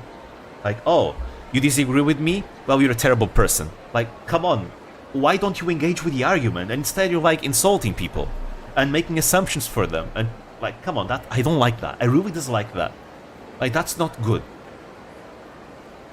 For there to be proper discussions, people need to only attack arguments, not people. Arguments. Otherwise, they're clearly showing that they cannot defend their position, or they don't have any answer to it.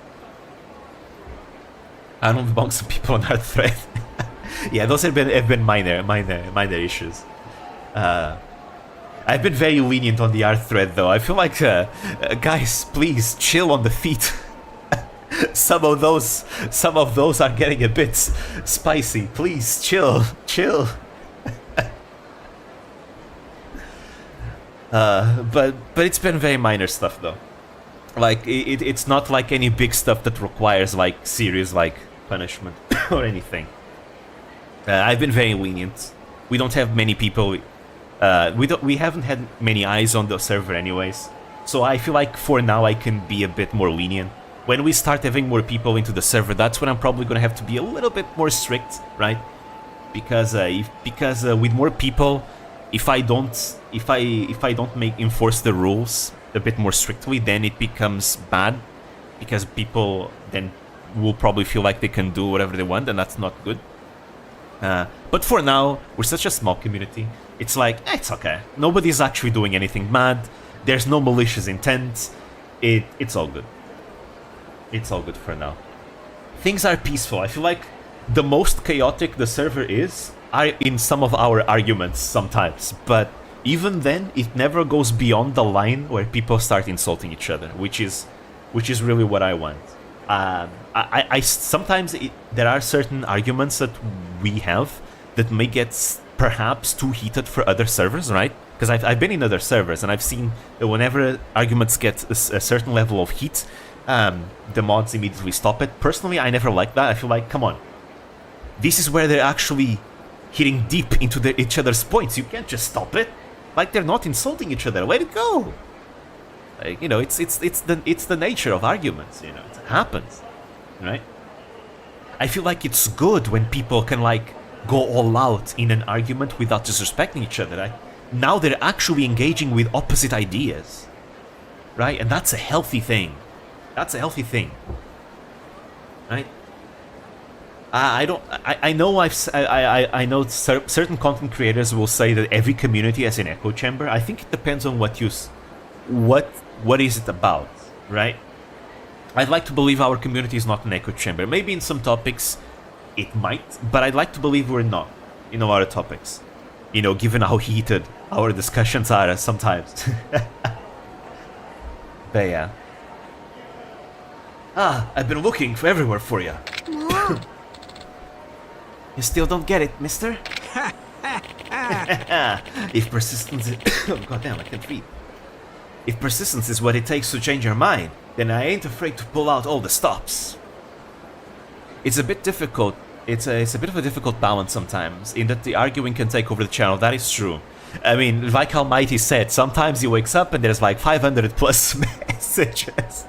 500 plus messages, and yeah, let's just say that maybe I should make an argument channel. You know, maybe I could have like an argument section, and I can divide that argument section into different rooms, because you know, if there's two people having two different groups having two different arguments, it could be bad. Have things go in threads? Could be. But I do think I want to make an argument channel. Yeah, true, we don't need multiple rooms because we can just use threads in that room. Yeah, so I want to make an extra room though. A room and a chat room at the same time, where that will be the argument arena, right? The argument arena, right? And any like, if discussions start becoming too heated, when it's getting like 100 messages plus, it has to go over to that place, right? Because that way it won't, you know, it won't bloat the discussion. Because sometimes there are people just want to have fun on a certain chat room, right? Even if it is related to that room specifically, it can bloat for some people. So I think it might be a good thing to make like an arena of sort, the Colosseum. Yeah. That could be fun. It could be good. Honestly, that's not a bad idea. Yeah. Yeah, I'll consider doing something like that, for sure. That seems good. Yeah, and I allow people to talk even if it's going pretty heated, and will interfere only when it goes out of the discussion or people start insulting each other. Luckily, there is no incidents of that in the server. Yeah, that's good. That is very good. I don't want to see anyone insulting each other. That's bad. That shows that the person cannot argue. It just doesn't... There's no point to it. We have enough data on the internet. No need for that in our community. Like on the internet, like you know, it's random people online. You can't have any control. But at least in a space where I have control, I want to make sure I enforce that. If persistence is what it takes to change your mind, then I ain't afraid to pull out all the stops. Then allow me to sweeten the pot a bit. I'll pay your signing bonus up front. 10 million yen. And again, by insults, I mean direct insults. Because I know that there are some people on Twitter that would probably like you consider you disagreeing with them an insult or something, or an attack, which is like not true at all. Like, again, there is a balance. There is a certain line where on either extreme where we do not cross. Right? But yeah. But really, honestly, if you guys want me to say one thing, is that these last 3 months that I've been in uni were a great reminder that really what happens on Twitter really doesn't matter. It really does. I feel like going from a space in the internet and then going from a space outside the internet, and a lot of the things that you hear about on the internet really are irrelevant and don't matter outside the internet. It really made me understand that really, it's so... Stuff that happens on the internet sometimes, really, that you don't need to care. Like, people canceling you on Twitter really doesn't matter. And I feel like it's been good because I might become less paranoid as a result of that. Because, you know, if you've been accompanying, like, my streams since my very beginning, you know that I've always been very paranoid about the things that I say, the opinions that I express, and all that. Because I'm afraid of being misunderstood or taken out of context and being cancelled, right? But I feel like as of late, because of my experience outside of the internet, I feel like, yeah, who cares if someone on Twitter, you know, tries to cancel you? They're probably like someone that is not even like of age. They're like a 17-year-old trying to, you know, trying to cancel you or whatever. Like, and even people that try to cancel others on Twitter, they don't have any real power. That's why they're on Twitter trying to cancel you, because they have no real power, right? So it really doesn't matter. As long as you don't care about Twitter, it really doesn't matter. So yeah, it's been honestly an enlightened thing. I mean, think about it. Asmongold, how many times has Asmongold people try to cancel him, and he doesn't even know he's being cancelled, so he doesn't care. It really doesn't matter, huh? Been good. You can definitely tell that I touched grass.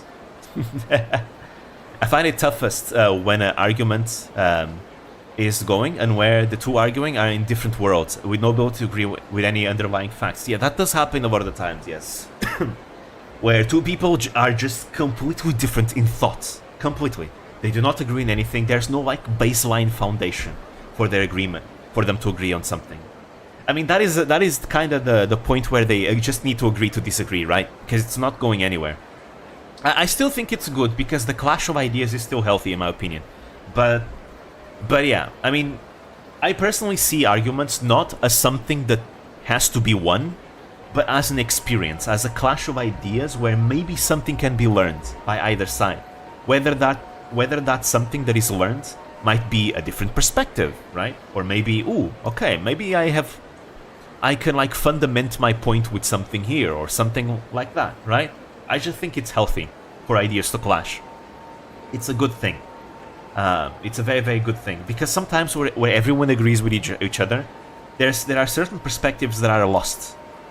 So that's why I enjoy the arguments we have, like the arguments we've had with Ying, for example. He clearly thinks very different from me on a lot of aspects, but I still think those arguments were very good, because number one, now I know people like him exist that think that way. Now I know that this is a perspective some people have, right? And things like that. And now I can think of his points and think about it a bit more, right? And maybe, who knows, maybe as a result, my point might become stronger because I can like polish the flaws of my arguments with the criticisms he might have, right? Things like that, right? Or maybe I will have a different opinion on some other issue, right?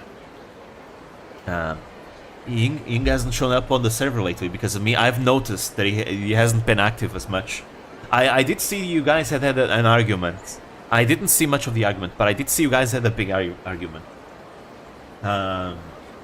Did you guys end up being like super heated? Oh boy. But I do enjoy the fact that there's like very different people in the server that think differently. Like, for example, Ying isn't the only one. We've also had like very heated arguments with Wicked, for example, right? He also thinks very different, you know. He has like very different motivations that make him act the way he does, right? And I always like to find the core of where someone is coming from. Why do they think the way they do? Why? What is the motivator here? What is the experience that they may have, right? And that's why I like these arguments, because you get to learn more about this. And even if you do not agree, you end up learning. You end up, I feel like, expanding your horizons, your views on the world. You know? That's why I like that. The arguments like this. Kind of like that, but it was mostly Ying having an opinion which he holds, even he doesn't have enough information about that.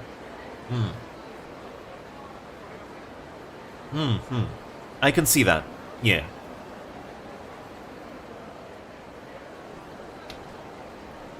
I can see that. And I don't think he's the only one. I think a lot of people are like that. That was a criticism that I gave to Wicked, for example. Like, remember when I was having that discussion with Wicked about Pippa, right? Right? And that was a criticism I gave to Wicked, which is funny because it goes full circle. I remember, like, a long, long time ago, Wicked and Ying used to argue a lot. Wicked and Ying used to argue a lot. And I told them, you know, you guys have a lot of similarities. You're very similar to each other. And they were like asking me, how so? How are we similar to each other? And I feel like you know, this is another like point where they are similar, I feel. Right? Again, it's just very interesting. I mean, I have my own fair share of flaws. Like, don't get me wrong. I have my fair share of flaws. People can criticize me on. Yeah, so you know, I'm not perfect. But it was really funny though. Tried telling me he's kind of wrong, but he doesn't listen. I don't know the specifics, so I can't really take sides here. But on the points about the lack of information, that is definitely something that I've observed as well. But not just in him. I feel like sometimes I might do that too. Sometimes without wanting to do it on purpose, which is something that I've been brought to my awareness more as of late because of university. Because university really drills into you sources. Make sure you source what you're doing, right? So I feel like I've gotten more awareness of that as of late, right? But I feel like that is definitely something that I myself have done, the flaw that I've done myself, for sure. Wicked is most of the times thinking too strict. Ying is always goes into extreme conclusions. Hi, hello, welcome. With Ying, I'd say he definitely thinks in absolutes, if I had to say. A lot of discussions we've had, I can definitely observe that he definitely thinks in absolutes on a lot of things, like, well, right now I don't have any example. Well, actually I have one example, like for example when he talked about freedom, right? The concept of freedom. And I myself, I think this was in the context of a discussion we've had about AI, and how AI can sometimes be used for, like, for example, unconsensual porn. Imagine, I think this was in the aftermath of like certain content creators being utilized, like people making deepfakes of certain content creators in pornographic means, right? And I argued that should be illegal, right? Ying disagrees with me because he believes that it's people's freedom. Like apparently in America they have artistic freedom to do what they want, right? I personally disagree with that because I feel like even in America there is a certain point where a line is not crossed, where you don't protect freedom, right? If it means to hurt certain types of people, right? I tend to be pro-regulation on a lot of aspects. Not an absolutist. Again, I'm not an absolutist in anything. I don't like absolutes. I think there's always a line that you can draw anywhere, usually. But I feel like there are certain regulations that need to be made because I feel like your freedom ends when it starts to affecting other people's freedom, right? For example, in this case, it's the freedom of someone's body, of someone's body image, right? Yeah, like this is not some artwork someone is drawing of someone else, right? No, this is like a deep fake, which is supposed to look so realistic that you wouldn't be able to tell the difference. And there are people that are going to look at those deepfakes and they're going to see and they're going to think that's true, that's real, right? Hell, I think people did it recently with a Minecraft YouTuber, Dream, that apparently, I think, people made a deepfake of him sucking his own dick. And there are people that actually thought that was real, right? I feel like this should be illegal. I really do. Like, it's one thing if you're making a drawing, because you can tell that a drawing is fake. But if you're making super hyper realistic things what you cannot think, that you don't know if it's real or fake, and it can actually like ruin someone's image and potentially have bad effects of them in life, I think that should be illegal. And that is something, for example, me and Ying disagree on. Ying believes in absolute freedom, and it should not be illegal. I believe it should be illegal, because I believe that not all freedom is good. There are certain freedoms that are bad because they are harmful to other people, right? I mean, my argument to this, to go on to a very extreme argument, murder is illegal. People are not allowed to kill others. And, that means your freedom of murdering someone else is being restricted. And good thing it's being restricted, because I don't want to live in a world where murder is allowed under the guise of freedom. Like, that is bad. I mean, I know this is a very extreme argument, but I feel like it exemplifies that not all freedom is good. There comes a point where you have to draw a line. And in my opinion, that line comes where it's actually having harmful effects of it. And it's been proven. Like, that like unconsensual pornography has harmful effects on people, like psychologically, and also in their image, and careers and things like that, right? And that is an argument I used with Ying, but Ying didn't have that information, and he said he needed to look more into it, which is fair. But like, again, it could also be a culture difference, because America tends to be more open to certain things than Europe. Europe is more pro-regulation on a lot of things, right? So in Europe, I'm very used to regulation if it means like to help people. Like, our food is super regulated. Like, the amount of sugar companies are allowed to put in their food in Europe is much lesser than in America, right? McDonald's has far less sugar.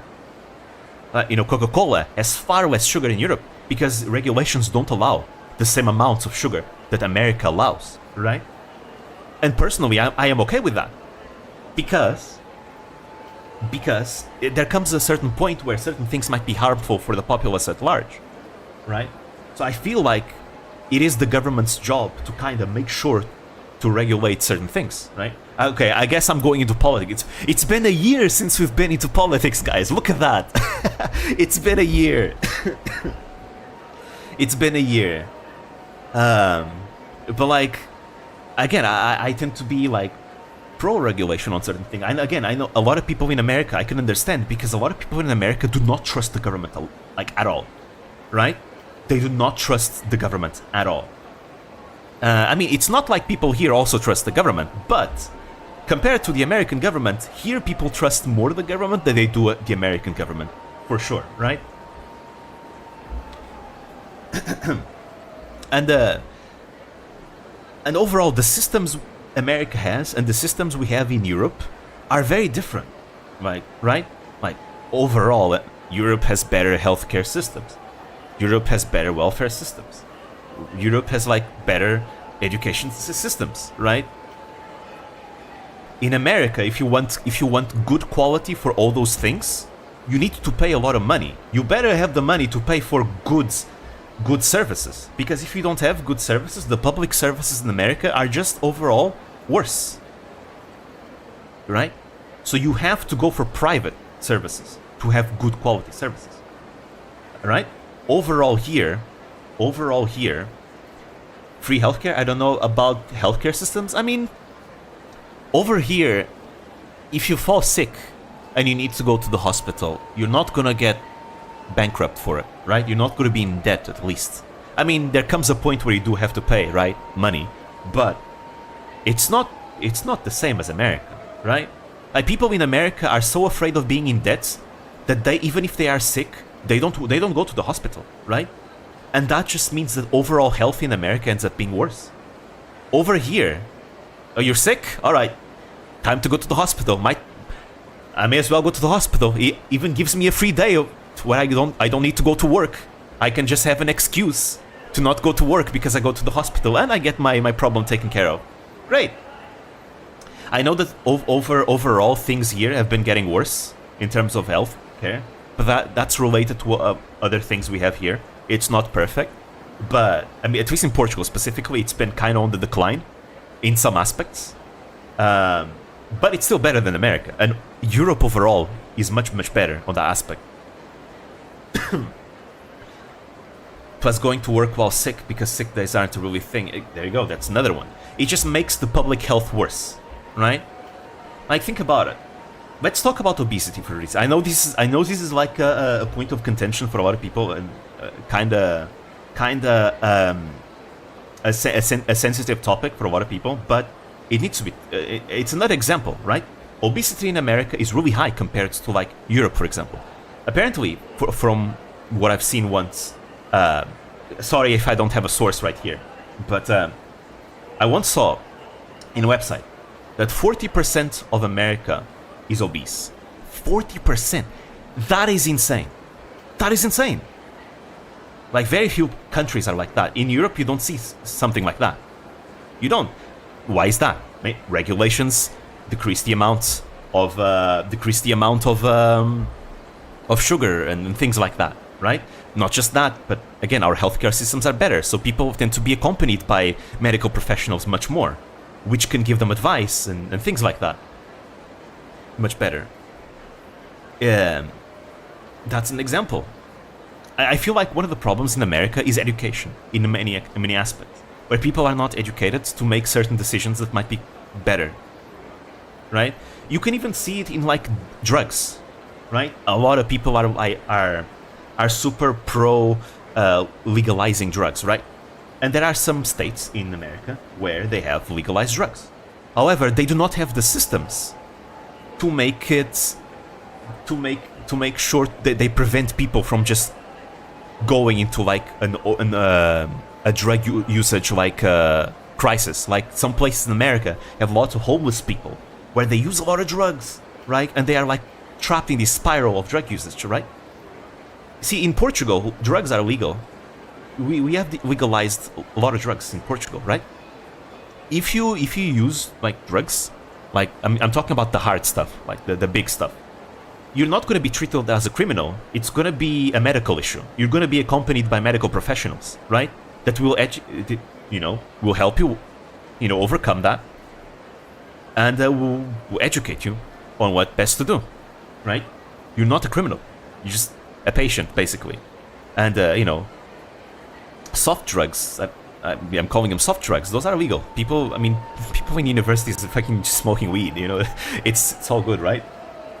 But like drug consumption in Portugal, since they've legalized drugs and put the systems in place, has been going down, which is the opposite of what we're seeing in America in some places, where it's going up, because America doesn't have the systems in place like Portugal does to deal with like drugs, right? Portugal is used as one of the references when the argument for the same is made here in Norway. Yeah, because Portugal did like the opposite. Instead of going hard on criminalizing drugs, we've legalized them. But legalizing is not the full battle. We have all these other systems in place to support the legalization of it, right? We have a healthcare system that supports that, right? That is why, right? This is the problem with America, is that America does not have a lot of the systems in place that countries in Europe have to support, like make sure that in America people are healthy and have all these good public systems. And again, this is a difference. And from my discussions with Ying, I got to discover this is just a cultural difference. It's a cultural difference. I feel a lot of the things that are normal here in Europe, in America they are not normal. In America, the idea of freedom that they have in America is financial freedom. Is that you are free to do whatever you want with your money.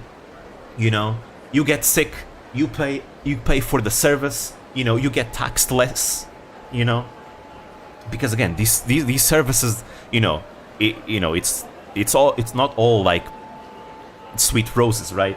These services come with taxes, right? And a lot of people don't like taxes, which is understandable, right? In America, that would imply more taxes too, and I'm pretty sure a lot of people would not like that, right?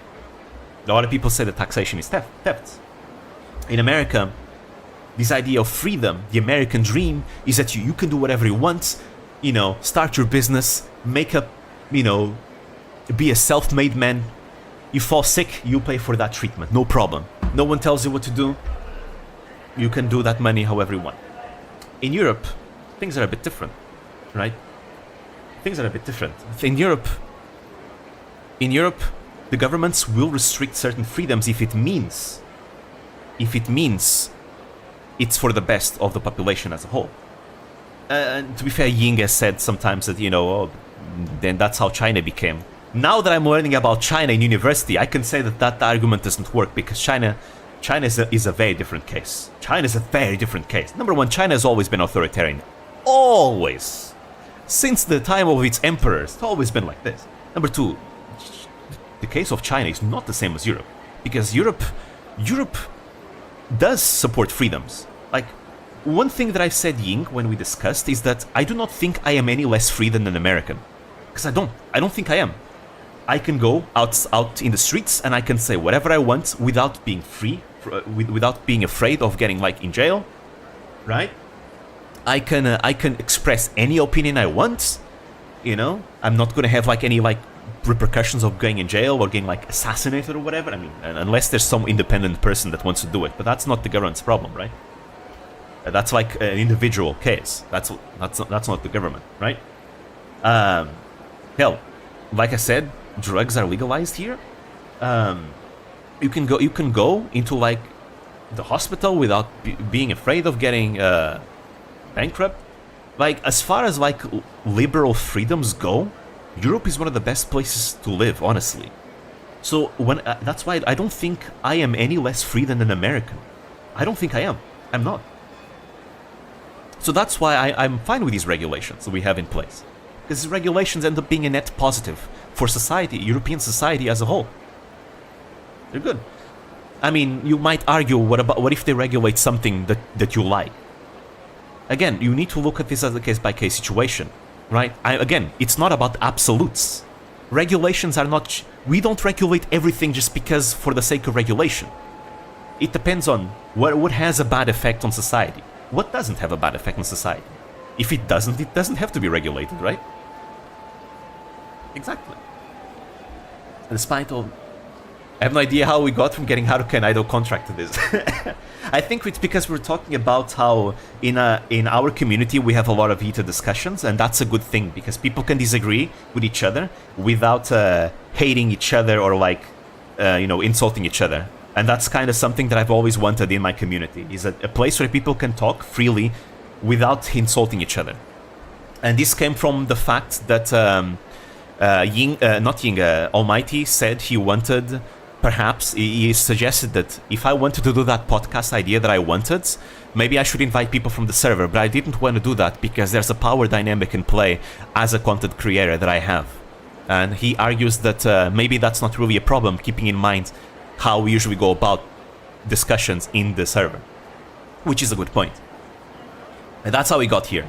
It was like a spiral. Despite all that, the tax pressure in the US isn't much less than it is in Europe. I don't know much about that, but I'll take your word for it. I just don't know much about the specifics specifically. That's why.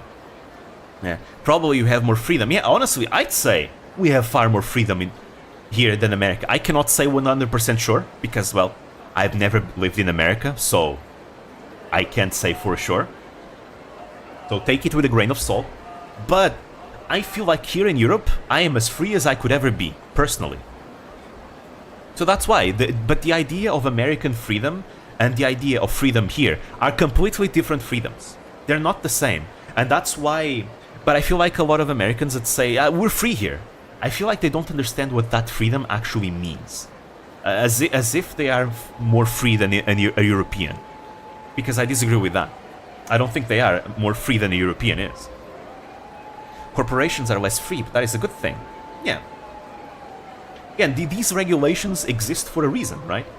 Obviously, the specifics can be debatable, and that's why we have multiple political parties that some of them want to regulate corporations more, others want to regulate corporations less, right? The specifics depends on what you really believe, right? Again, for example, here in Europe, we don't have a two-party system like in America. In America, you either choose one or the other. That's it. Here we have bajillion political parties, so in some ways, even if small, you can be represented in some way, right? You don't have to choose either one or the other, which, from my eyes as a European, I'm gonna be honest, Republicans, Democrats, they look kind of the same. I mean, I know they are different, and they have their differences on a lot of issues, especially socially, right?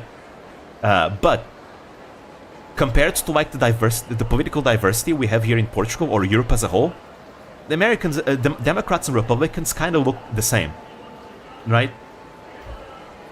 So again, you have far more freedom in your political choices here, in Europe, for example. That is another good example. Tomorrow is Christmas, yeah! Tomorrow is Christmas. Feels kind of weird though. I feel like 2023 just started, and yet it's almost over. You know? It's weird. As we're playing the most Christmas of Christmas games, Yakuza. Is there gonna be a Christmas video? No, I can't. I have a university project to finish, and then I have the whole New Year Cup video to do. So I just don't have the time to do specials. Unfortunately, I'd love to, but I can't. Like, the deadline for my university project is coming up. I had 2 of them. I finished one yesterday. Now I have to start working on the next one. Because it's up to day 28. 28th of December. Yakuza Christmas mod. As Santa Kiryu. So yeah, hello again, hello. But yeah, I like discussing these topics. But yeah, with that said, this is just where me and Ying disagree.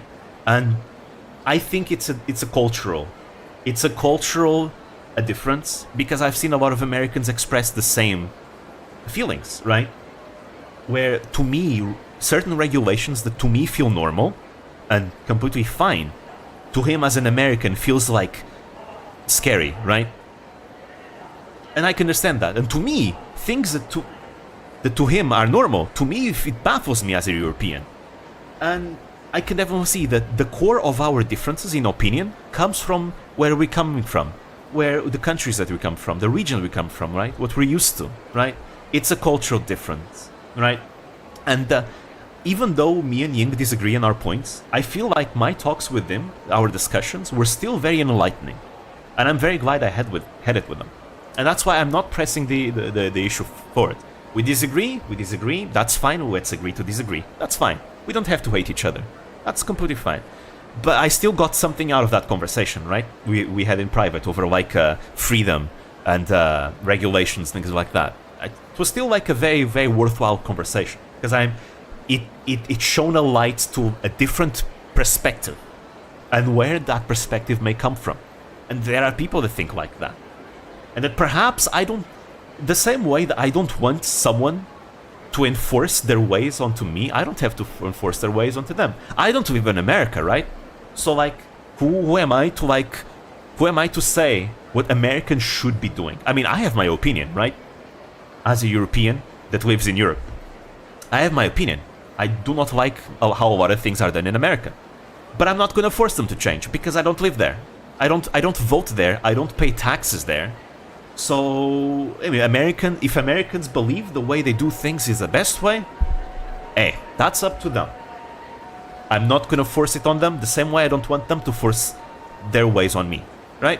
And I feel like I think it's a healthy thing to accept that different countries and different places do things differently, right? And we don't have to force our ways on others, even if we think our ways are, more correct. I mean, I believe the way Europe does things is more correct than the way American does its things. But that's just me. But I don't think I have to force that on them. I don't. Again, I live here. I don't live there. So that's that. It's one thing that I'm noticing a lot. As Westerners, we tend to a lot of the times want to believe that our ways are the best, and we always want to force our ways on others because we believe our ways are the correct ways, right? To a certain extent, sometimes I think there is some legitimacy to that, but a lot of the times I feel like, look, we don't live in other places. We just need to work on what we have control over, and we have control over ourselves where we live in. That's fine. How others want to live is up to them. I'm not gonna force them either. I'm not gonna force them to change because we here think differently. Because I don't agree how a lot of places do their things, but I don't live there. Those people themselves will have to do the change if they want to. But yeah, anyways, I'm getting derailed. I'm getting very, very, very derailed. This kind of, okay, to finish, this kind of comes back to that conversation I was talking about earlier about absolutes. When I was talking about VTuber companies, now some people think that corpo VTubing is just objectively bad, and indie VTubing is objectively bad or good, right? And that people just don't understand that. Look, it's different. You can like one thing more without having to bash the other and saying that the other way is wrong and everyone needs to think like that. No, it's fine. Like, corpo VTubing, indie VTubing, depends on who you ask, depends on what you want to do, Some people dislike corpo VTubing for certain reasons, but, it's not like you have to convince everyone that corpo VTubing is bad. I don't think it's bad. I like it. Right? I prefer corpo VTubing of indie VTubing. I like indie VTubing too, but I prefer the corpo kind. But I'm not gonna say everyone should be a corpo VTubing. No. Let people do what they want to do. That's all. Anyways, that's it. Sorry Sorry for the derailment. I want to finish Yakuza today, but with how much we're talking, I don't think. I wonder if I can do that. Damn, it's already 4 p.m. That was quick. What do you think about flat earthers? I mean, I don't agree with. I feel like we have enough proof to prove that the Earth is not flat. But I mean, it's up to them to believe what they want to believe, right? I mean, my Oshi is a flat earther. Pekora is a flat earther. You know, I'm not gonna think less of her for it. You know, hey, she believes in flat Earth. Hey, that's up to her. You know, I disagree with her. She's still my Oshi, nonetheless. She'll still be my Oshi. Peko what? Yes, Pekora is a flat earther. But at first, when she said it like years ago, I thought she was joking. But she consistently brings that up, right? I actually think she's serious.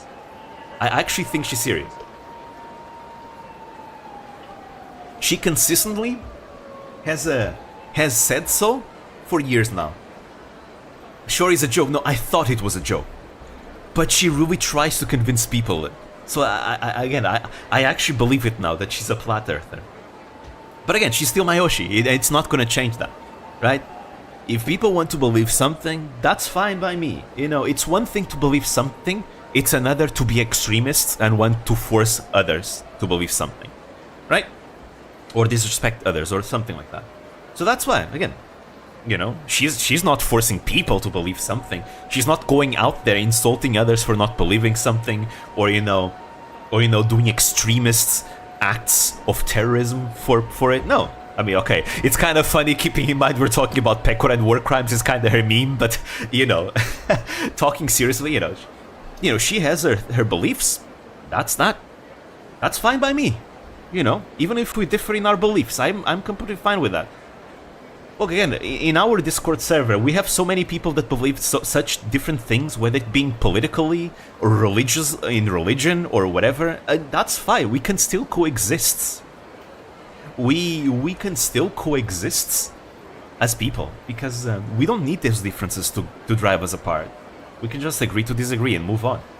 In our server, we're all unified under our love for VTubers, and isn't that a beautiful thing? That's all we need.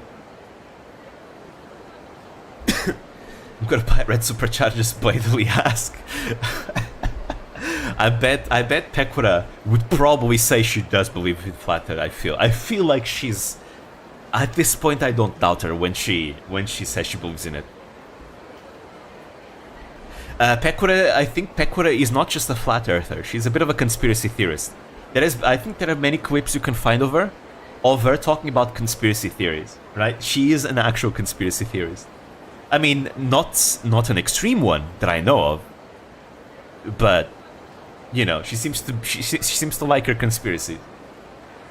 That's fine. Hey, I guess it adds flavor to Pekora, you know? Adds flavor. Adds the spice of Pekora. Still like that rabbit a lot. Yeah.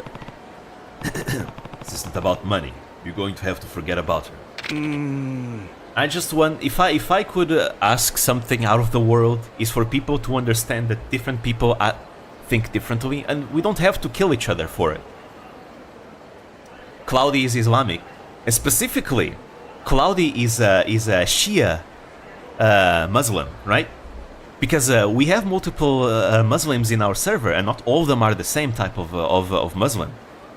And we all know that even Muslims themselves like disagree with each other, you know, because that's why we have the different divisions, you know, Sunni Islam, Shia Islam, Ibadi Islam. We have multiples. That's fine. We can all just disagree. You're an atheist. I am agnostic, and maybe we have some Christians as well. That's fine. We can all just agree to disagree, and we all have our different, you know, beliefs and all that. We can discuss those beliefs with each other. Then there's no reason to hate each other. Like, have we ever hurt each other? Have we ever like gone and hurt each other physically or anything like that? You know, we're not enemies. We don't have to be enemies. We like the same things. We like the same things. We all just want to live our lives and enjoy our lives to the fullest. these differences are not reason for us to kill each other or hate each other. Like, that's fine. We have our differences, and that's fine. It's fine. Jester 2, yeah. We best buds because we love VTubers and respect our revision choices. Exactly.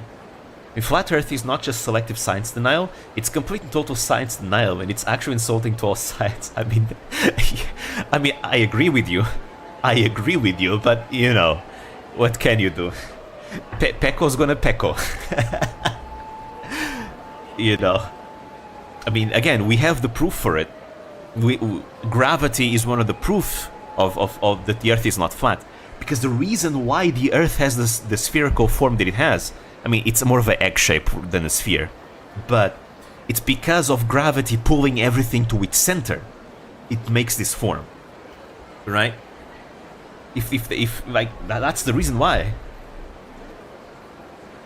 And like it's just not the facts that we have pictures. Even if you don't believe in the pictures we have of Earth, like it's a matter of physics, right? We can know that the Earth is flat. People is not flat. Like people back in the medieval ages knew that the Earth was not flat. Like back in the medieval ages with science, and now we have even more proof. But again, that's fine. I'm not gonna hate Pecora for being a flat earther. Like she's still the same rabbit girl, the kind rabbit girl that gives me great enjoyment. So like, that's fine. That's okay. Physics all wrong, astrology all wrong, etc. all wrong. Oblate spheroid. It's an oblate spheroid, yeah. But yeah. I'll double it. 20 million. That's a sum that make anyone think twice. From my experience, I think a lot of people that tend to not be very educated on certain matters tend to be more skeptical of those matters that they don't know much about. Like, someone that doesn't know much about science might be skeptical of science, right? Someone that might not be very knowledgeable about history and how history is studied might be very skeptical and think, oh, all history is written by the victors, which is not true, by the way. It is not. That's not how history is studied at all. I already knew history was not studied that way, and now that I'm in university and I had to learn historiography, for, you know, like no, even less so.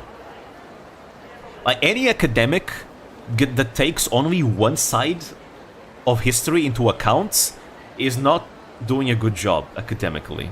That's not how history should be, studied. We have primary sources and we have secondary sources. Primary sources is always the best ones to get, right? And if you're gonna get primary sources, you need to make sure to try and get as many primary sources as you can get from many different points of view. That's how history should ideally be studied. And that's what we're being drilled into university right now.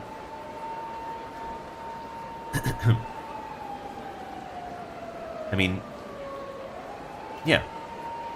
It has to be a joke. I really don't think she's joking. I hope she's joking, but I don't think it is.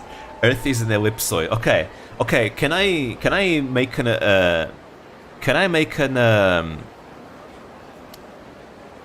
what's the word? I need to admit something. When you guys say oblate spheroid and ellipsoid, I have no fucking idea what you guys are talking about. This is way outside my area of expertise. Those words sound funny, that's all I know, but I'll take your word for it. I have to admit that, sorry.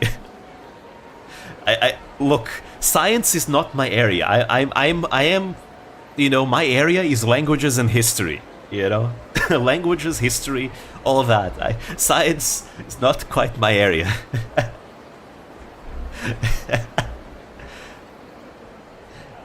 I find them mostly infuriating from refusing to accept evidence that goes counter to their beliefs, even when the experiment itself was designed by themselves. Yeah, I've seen cases like that, yeah. Where they themselves do an experiment, prove that the Earth is not flat, but they still believe the Earth is flat. And they, yeah. Pekro would be as dumb as Gura, which is hard. JK, Gura is smart. I was making a joke, just like you said, Kausatu, yeah. Gura is not about, Gura is about street smarts, not academic smart. Lamau, yeah. Lol, my debating forum is coming out. Yeah, no, don't worry. That's why it's completely fine if you use vocabulary that you're like used to in your field. I just have to admit that we go into these like scientific words, that's where I start not understanding what language is being spoken, because it's not my area. Like right now, I am in the field of Asian studies, and we do study a lot of things in Asian studies, right? We study about the geography of Asia, you know, both and all kinds of geography, not just like, oh, there's rocks there and mountains. No, like people, the geography of the people, the cultures, the religions, and all that. You know, we study the religions of Asia, we study the politics of Asia, the history of Asia, languages of Asia, the people themselves, the cultures, and all that. But as you can see, none of that implies much science of the, you know, when we think of science, you know, numbers and other things like that, physics and things like that. That's outside my area. But that's fine. It's completely fine if you want to talk about it, because it ends up being educative for me as well. You know, educational. That's the word. Educational for me as well.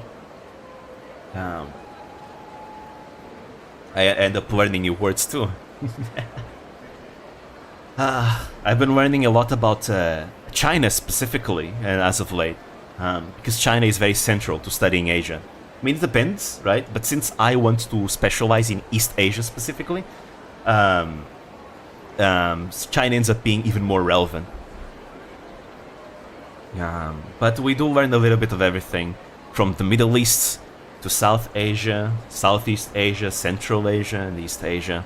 We don't talk about Russia, because apparently Russia is not considered, like the Asian part of Russia is completely outside our studies. That part is part of Russian studies, which would be like a subset of European studies apparently. So we study the whole of Asia except the Asian part of Russia.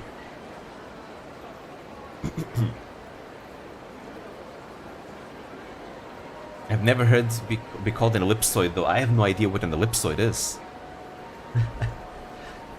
You know what? There's someone I'd like you to meet, now that I think about it.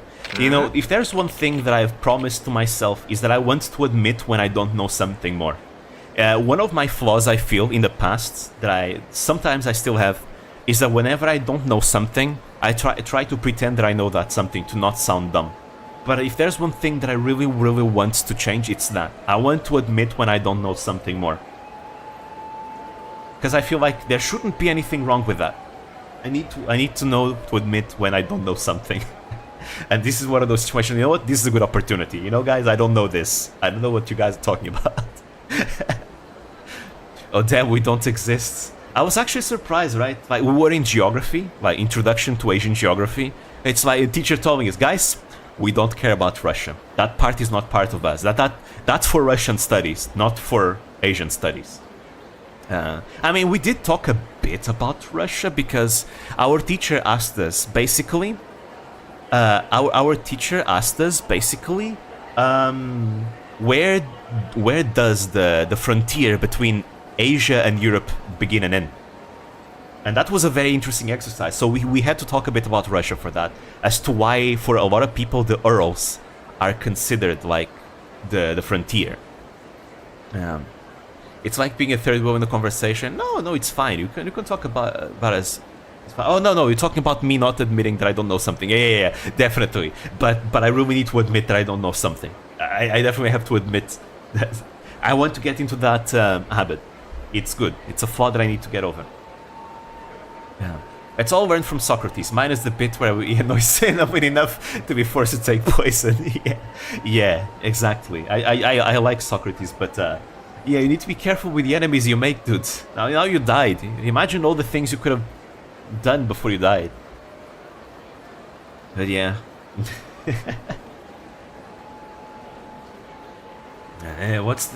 What's all this about, pal? Be quiet and follow me, would you? Bam. Oh. Oh, she's actually singing what's on the screen. What a voice! Angels are crying and the tears are piercing my heart. My spine's shivering. With that said, guys, I don't think today is going to be the finale of Yakuza. I don't think it will be. I think this is like a Zatsudan stream at this point, with Yakuza on the background. This is exactly what I've been searching for. A million sailor. I can feel it. It's fine. I can compensate by playing Yakuza this week. Again, I'm gonna have more time to stream this week. This week that's just passed, I wasn't able to. But next one I will. I mean, I still have that university project to work on, but I think I can definitely like take a bit of time, like maybe Tuesday, maybe Wednesday, to stream. So I can finish Yakuza in those 2 days instead, either Tuesday or Wednesday. I was gonna play Aquarium. It's fine, we can push Aquarium a bit further, because I want to finish Yakuza first. Alright? So that's what I'm gonna do. I'm probably gonna finish this chapter and leave the last 2 chapters for the next stream. A million seller, I can feel it! But I'm enjoying this Zatsudan. I think once I get my VTuber model, I wanna make Zatsudan a more recurring thing. I'm sorry for everyone that isn't here to listen to me talk about politics, because I know not everyone likes, you know, when content creators get into that. I personally like to get into politics, not in the perspective of trying to, you know, have an agenda or like make people believe what I'm talking. I just generally like discussing about serious topics, whatever that topic may be. It doesn't have to be politics. It can be other things too, right? I just like discussing complex topics and things like that because I am very passionate about humanity. You know, I think humanity is fascinating, and all these topics kinda end up having humanity as its center, as its core, right? I mean, I can talk about non-humanity things like animals, but like humanity is... I'm a humanist, you could say. I'm very much a humanist. So I just like discussing with things.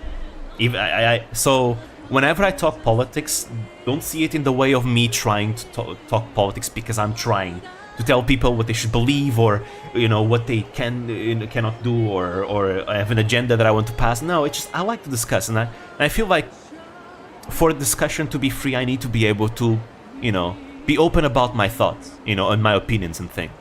Obviously, you guys are you know, obviously allowed to think whatever you guys want, and I invite you guys to disagree if you guys ever want to disagree with me. That is one thing that you guys are welcome to.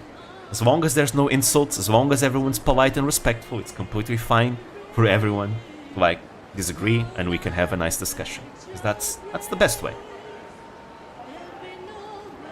I'm sure some flight riders have POs. Wait, what's a PO? Your agency will give her the same life you promised for Aruka? My man, I've heard the siren song and I'm entranced. She ain't slipping away. I need paperwork, right now. Gonna just call my boys real quick. This is happening. Good for you, mister. Haruka, let's head back to Aoi. Good idea, Uncle Cass. Like, I remember there was a time where on stream, I remember I used to be very, very conflicted about talking so much about politics on stream. Because whenever I watch VTubers, like Pekora. Pekora gives me so much joy because I can just forget about problems and just enjoy fun.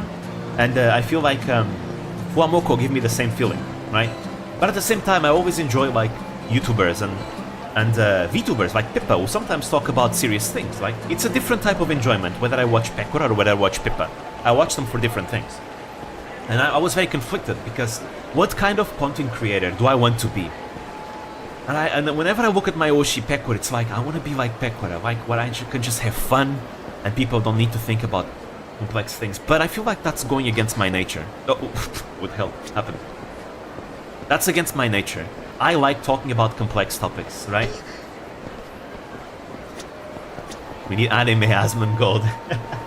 Okay, to be fair, I like watching Asmongold a lot, but there are certain things Asmongold does that I also disagree with. Again, I really like watching him. I have great respect for him. But there are some ways he goes about discussion where I do disagree. Where I feel like sometimes people disagree with him and he takes it the wrong way. And I feel like sometimes the people don't exactly are trying to do it maliciously. Sometimes they are, and you know what? He bends them, and I think that's good. But I feel like sometimes there are people genuinely trying to argue with them, and he takes it the wrong way. It's difficult to express intent through chat. It's understandable. That's why I try to be a little bit more patient and not see it the wrong way. But I still have a lot of respect for Asmongold. I've been watching him a lot. It's okay to disagree, yeah. This is it's one of the criticisms that I've seen Ying do against Asmongold, and I can see where he's coming from. I think he has a point there. He definitely does.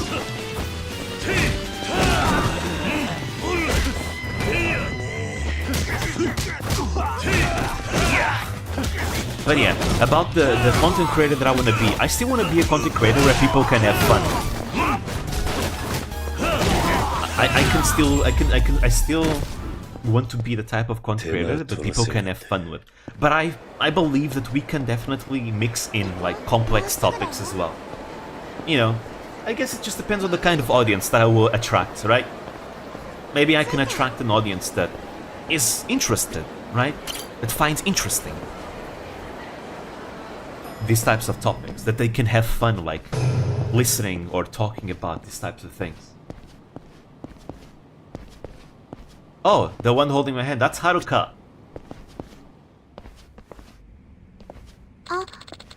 She may as well be Kiryu's adopted daughter.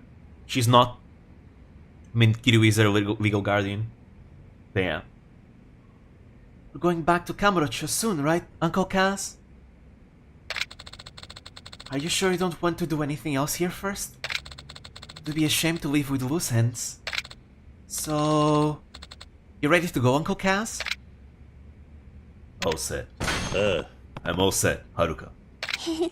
Okay, great. It's complicated with Haruka, yeah. There's an entire game you need to play to understand it. It's the previous game. This is Kiryu. Growing up in a Yakuza game. True. She's been in trouble already. Oh, that is hostage? I'm so hungry. Oh yeah, guys, did I tell you that I've eaten Peking duck for the first time the other day? And it was the most delicious thing ever. I want more Peking duck.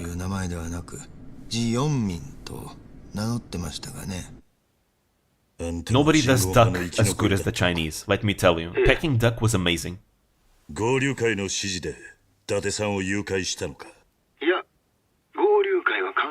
You already talked about that like 5 times? Really? Oh, I wasn't aware.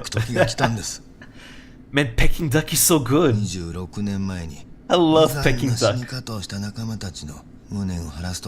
I mean, I love Chinese food just in general, but man, Peking duck is so good.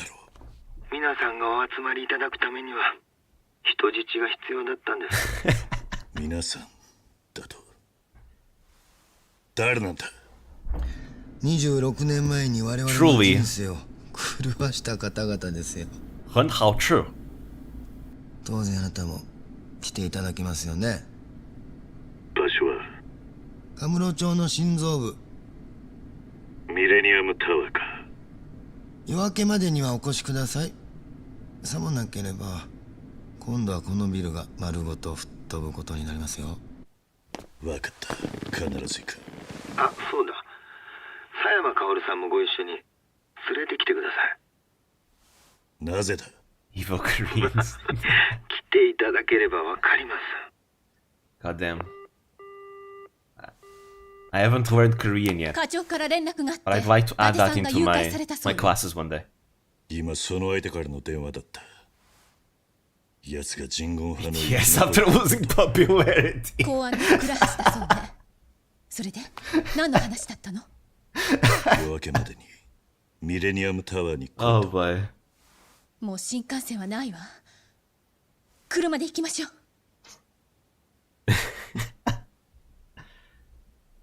I still need to eat Korean barbecue one day. 今カムロ町に向かってる。俺たちの悪い予感が当たっちまったな。ああ、最悪の事態や。BTS, it's a popular K-pop band. Popular K-pop boys band. Very, very popular. Very popular indeed. If you say one mean thing about BTS, Twitter will crucify it. I've never heard the BTS song though, so I don't know what it's like. Maybe one day I'll take a look. I've listened to some K-pop, but never BTS. そんなことは絶対に許さねえ。そのために俺は26年間奴らと戦ってきたんだ。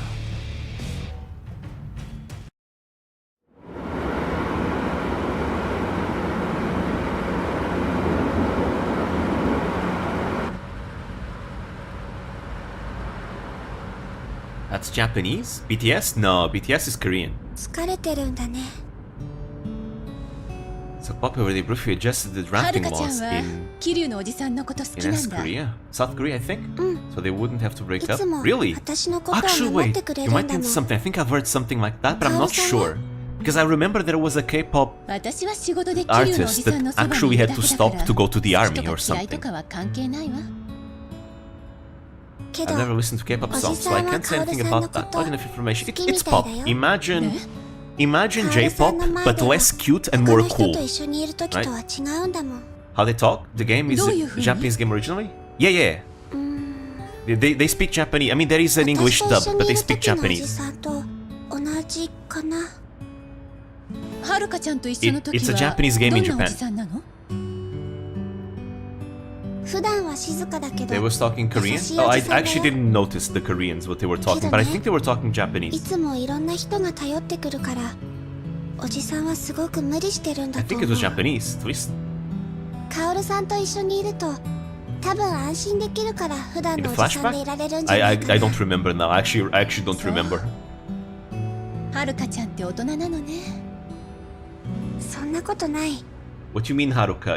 The amount of shit you've 1 been 年前 through, の事件で the amount of maturity you おじ have さんの already, it's 辛いこと insane. や悲しみを知ったからおじさんの気持ちがなんとなくわかるのかもしれない。 Just like Kia from Trails.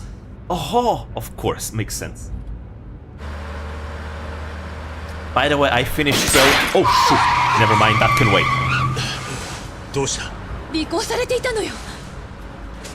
Oh, is it time for another Kiryu didn't kill anyone? Is it time for another one of those? そのまま突っ走れ。 Is it? It's a yep. Here we go. Kiryu never killed anyone. Have you played Whole Live Era? Yeah, for Halloween last year I did. Oh, never mind. Okay. Without the shooting, good. I prefer it that way. Okay, I don't have HP. Maybe I should have stocked up on. Ah, it's fine. We're fine. Ah. Oh, that was miss. And that guy fell. And bye bye. Yeah, I think they will die. Here they come. That wasn't shooting. Oh, you in the previous games, basically, you had like car chases where Kiryu had to use a gun to shoot at the pursuers. What he means without the shooting is that in this game you're not shooting, you're just punching them. So he means Kiryu, not the enemies.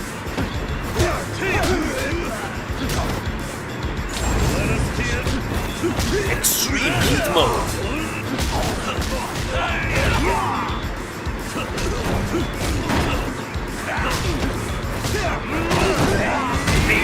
Yes.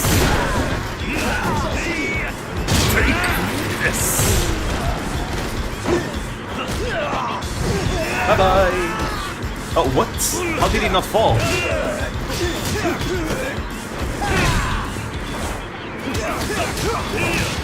There we go. Feels good. The combat of this game feels good. Come at me. Oh, but I was about to say that I finished Trails into Reverie the other day. I can't wait for Trails to Daybreak next year. So excited for it. Trails never disappoints me. Literally, Trails has never disappointed me once. Uh-oh, that's a grenade! It's gonna blow. I'm gonna kill that guy. Wait, I can't. I have to throw the grenades back. No! Okay, let me defeat the rest first. What? You're throwing the grenade at your buddy. What the hell?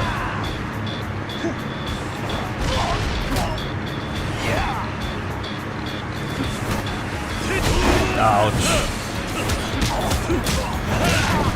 There we go. Alright, you. Oh, there's a gun right there. There we go. Oh, never mind. It feels like Kiryu actually shoots.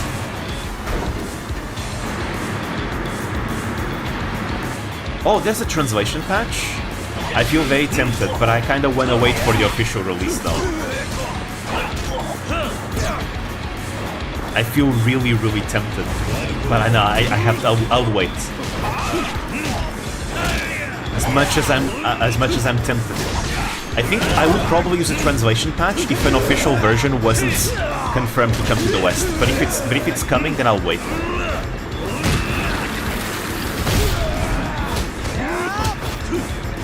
Okay, we need.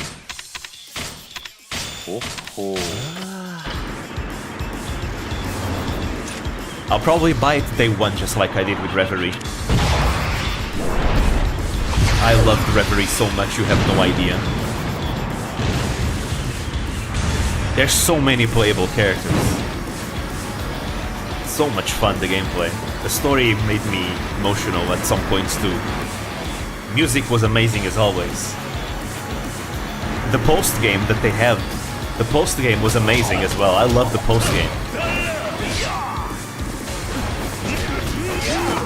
Ouch. Okay, I need to actually be careful with this.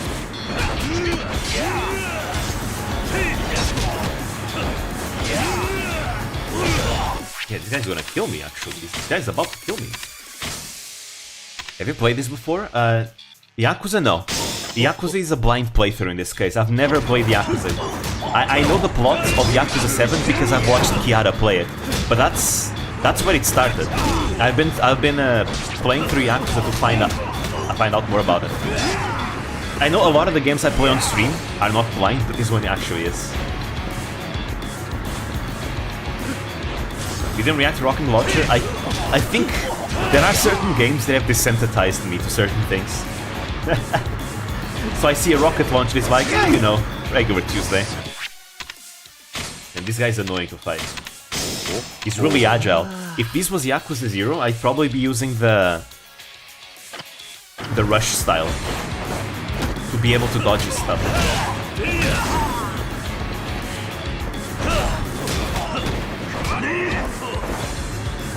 Come on. Ugh. He's a mid-boss. But for a mini-boss, he's doing really well. Like that. Ah, fuck.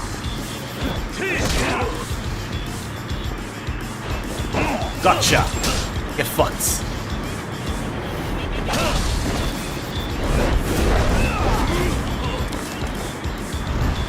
Video.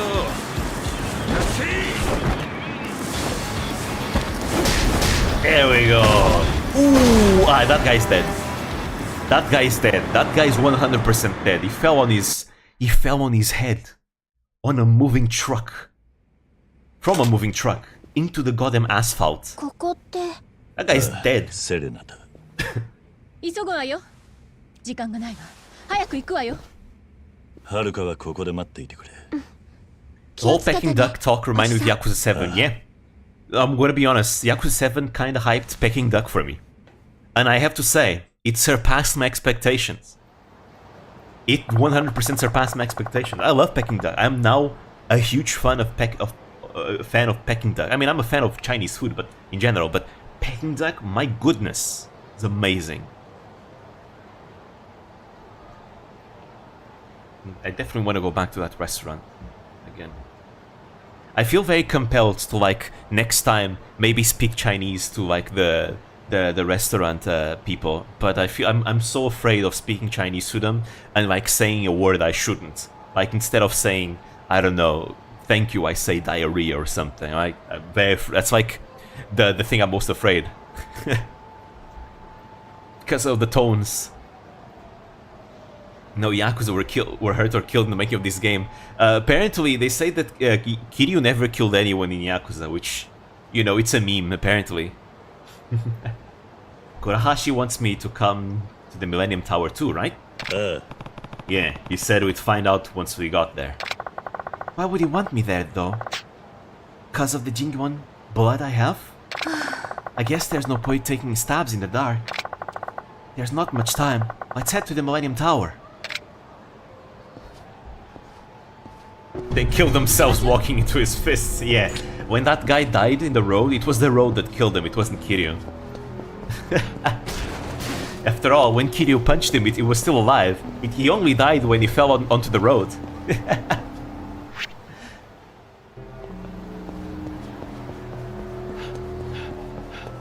Alright, let's go. We're back in Kamurocho. This would be a good place to stop. We're not in... We haven't finished the chapter yet, though. I want to finish the chapter and then we'll leave the last 2 chapters for the next stream.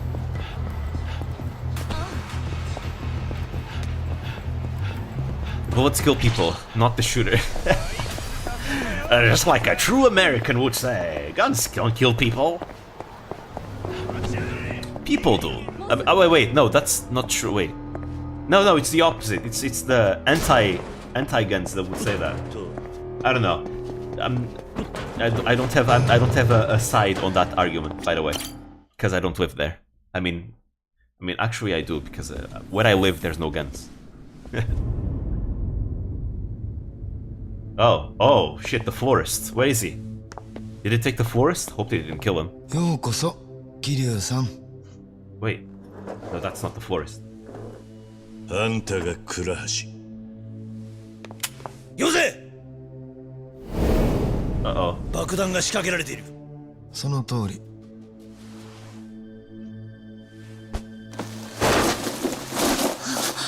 Please say 안녕하세요 before anything. 私をここに呼んだ理由は何なの？あなたもこの復讐劇の主役の一人だからですよ。この体に人言派の血が流れて Yeah, いる they're か speaking Japanese. ああ、もうご Yeah, 存知 Tate なんです gets kidnapped again. それなら我々と手を組んで26年前の恨みを晴らそうではないですか。騙されんな。 Hey, we got お backup. 前らと彼女を一緒にすんじゃねえ Don't よ。 kill him though. We're gonna blow up. どういうことなの？倉橋、俺はお前が日本に帰化して警視庁に入ってからずーっとマークしてたんだ。だから一家を捨ててお前と同じ公安へ移動した。組織を捨て Yeah, there's 心を入れ definitely 替えてや speaking るな Japanese. ら見逃してやろうと思ったが、お前は違った。お前のような日本語です。腐ったやつを世に放っちゃいけなかったんだ。あんたの演説なんか聞きたくない。それ以上近寄ったらこのビル丸ごと全員吹っ飛ぶことになりますよ。押せるもんなら押してみろ。20年以上も自分を偽りながら生き延びたお前にそんな度胸はないはずだ。私を見くびるな。復讐のためなら自らの命を絶つ。それが人軍派の掟だ。Oh, there goes your plan to blow up the whole place. 何が鉄の掟 That だ。 was risky. 村井を覚えてんだろ。 Things aren't looking too good, 韓国に eh? はパクサイソンだ。大変ですね。奴はな、自分の犯した罪に苦しみながら生きてきた。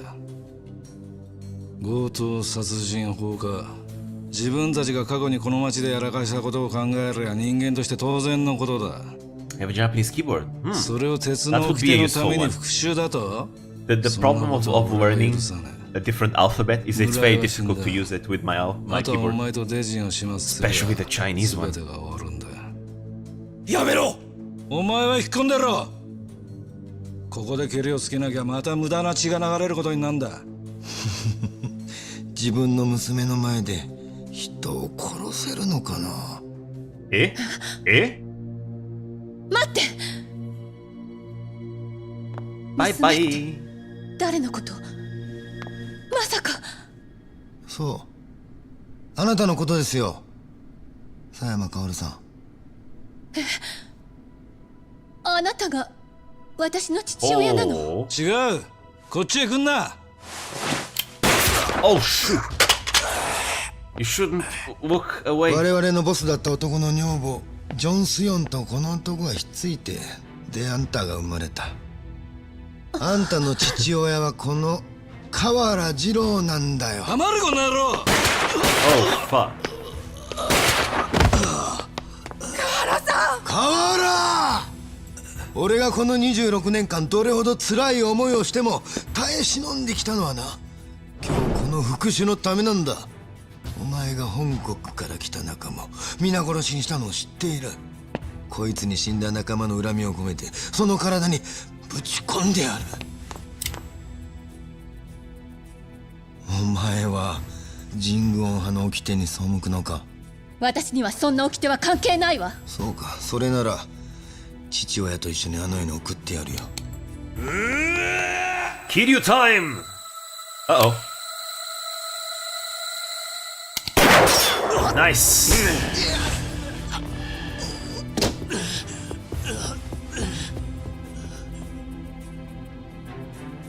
もうこの町を人言派の好きなようにはさせねお前も憎き堂島組の流れを組んでるそうだな。え。死んだ風間の親さんに代わって俺が相手になる。面白い。 You think that can stop Kiryu? Come on. Is 今 that... ここで我々は積年の恨みを晴らす。そうはさせねえ。ややれ。 Just try.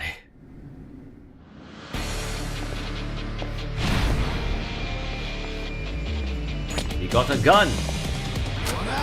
Ah, not one of those fights. Okay, first I need help. I'm really low.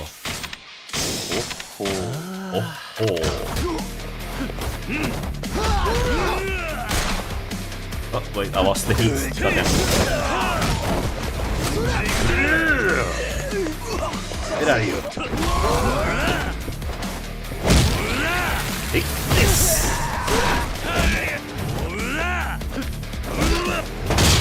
Take. Ooh, that was a lot of damage.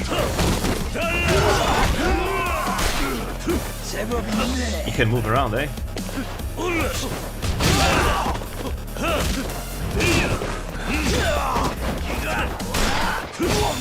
Alright, I need help. Damn, I lost health so fast.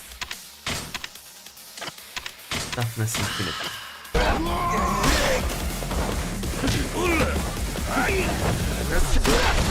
Hello. Nope. You ain't gonna do that. This! Oh, he's almost down. You're done, Kurohashi. We did a lot of damage too. Kiryu's one weakness, bullets. Fortunately, it wasn't the annoying fight of Kiwami 1. That one. You guys know what I'm talking about.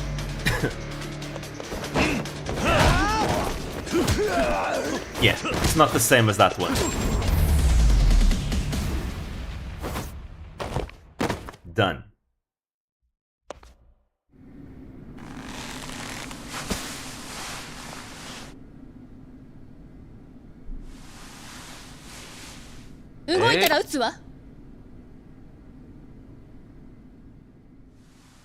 Wait, he's got a gun! Oh.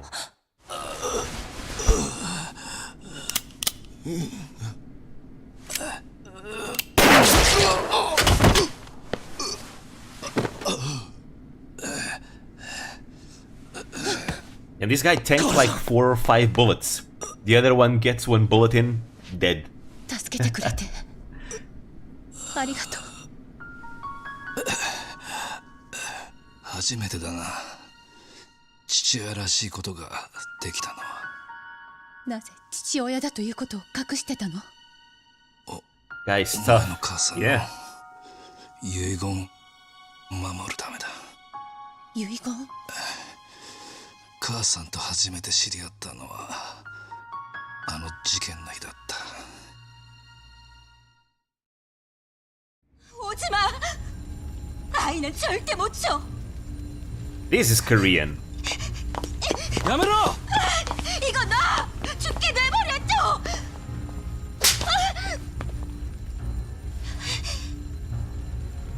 何の罪もねえ子を死なせちゃいけねえだろ。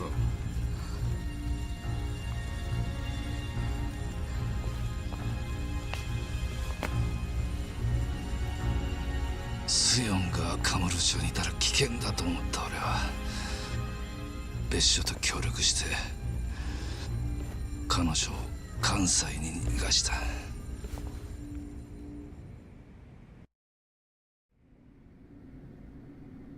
それから半年ぐらいしてスヨンに会いに行ったが、あのおぞましい事件の直後で心の中にぽっかりと穴が開いちまったんだろう。生活がかなり荒れてた。一緒に逃げた子供は泣く泣く手放した。手放した？俺はこのままじゃスヨンはダメになると思い、彼女の仕事を探し新しい生活をさせてやった。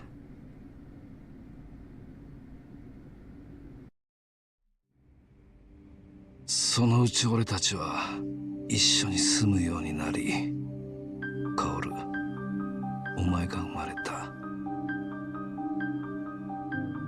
香港への単身赴任断ろうと思ってるんだ。なぜ？二人を置いて遠くへは行けない。たかが1年じゃないの。あなたの出世のためなら私は我慢する。だから気兼ねなく香港へ行って。お父ちゃんがいない間元気に育って帰ってきたらいっぱい遊んでもらおうね。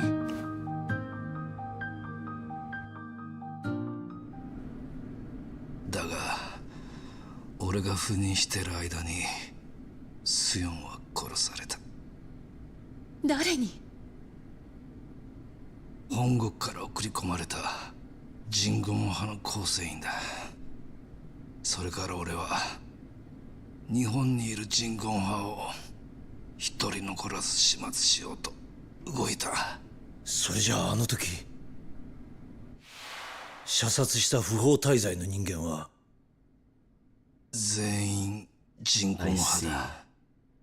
殺されたスヨンの復讐か？それだけじゃない。カオルの過去を消し去るためだ。私の過去を？あんたの母親が死ぬ間際にこう言うたんや。この子を呪われた過去から解放してやりたいって。それが母の遺言なの。 Hence why she didn't want to tell her about her parents. それでスヨンは人言派とは何の関係もないうちにあんたを預けたんや。 Because if they wanted 原さんも that past to be erased, it's best not to tell Sayama about it. 時々ママに電話をくれた Because でし she ょ。 would definitely try to get involved, one way or another, だが even そ if の to 電話 fight でお crime. 前は自分の過去と登場会が関係あることに感づいてしまってるしな。あれはうちがあかんかったんや。カールがおるとも知らんでつい。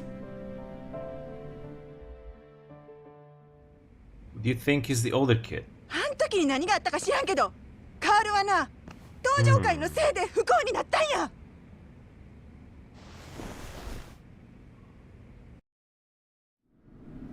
I actually have no いい idea. のよこれで。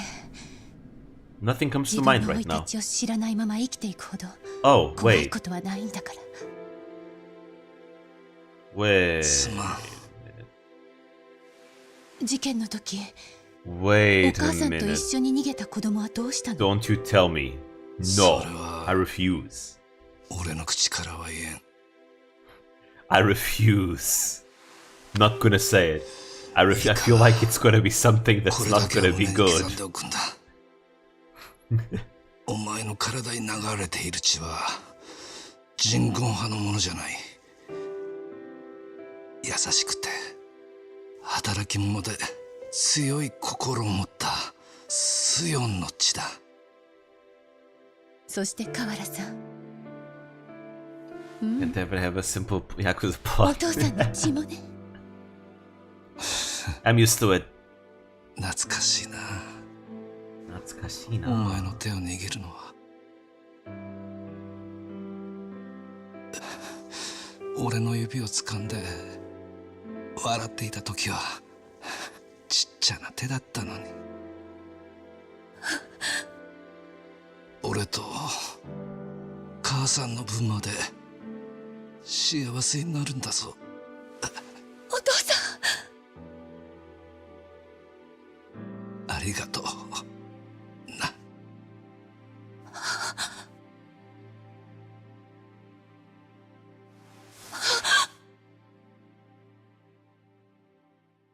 RIP.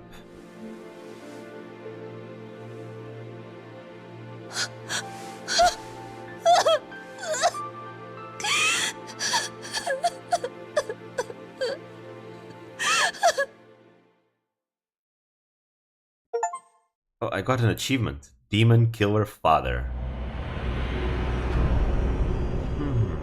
Again, every time I see the goddamn kanji, now I read them in Chinese before I read them in Japanese. Goddamn. 結局はここに戻っちまったか。是。ああ、そうだな。俺らは他人様を見下ろす高い場所よりもこういうところでこそこそやってる方が性に合うんだ。河原さんは最後まで本物のデカだった。ほんの少しだったけど父に会えてよかった。スヨンの隣に眠らせてあげようか。そやね。それが一番安らぐね。うちに任しとき。辛い思いさせてばっかりでごめんな。何言うてんの。今さら水草やないか。うん。26年前、狭山の母親が手放した子供のことが気になるんだが。ああ、人言派が接触したとしたら今度の事件に絡んでいるかもしれない。それとだ、うちに潜り込んでいたネズミが逃げちまった。また人言派が仕掛けてくる可能性は高いな。 Wait, こいつを never 調べれ mind. ば何か手が It's か all りが good. つ I か have め no るかもしれ idea ない who that kid might be. I had an idea in my mind, but now that I think about it, it makes no sense, so forget about it. I thought Kiryu would be it, but like, no, Kiryu is way too old. Never mind. That's dumb. It's someone else. Then I don't know who that is.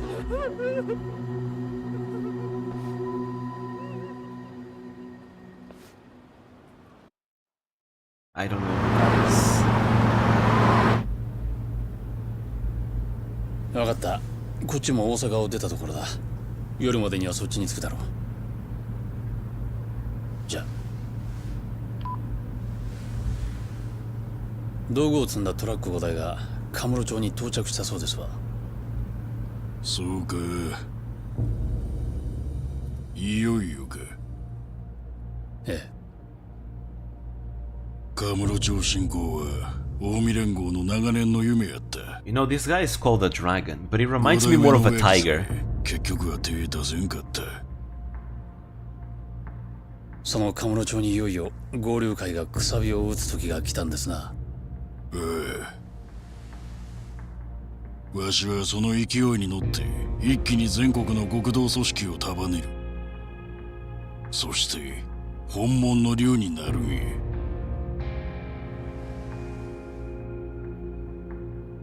親父、よう見とけ。わしはあんたを超える。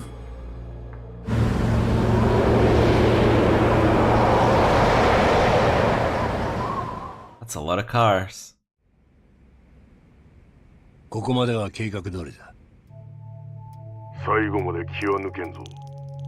あんたに言われなくても分かってる。私も時期を見てそっちへ向かう。それじゃ。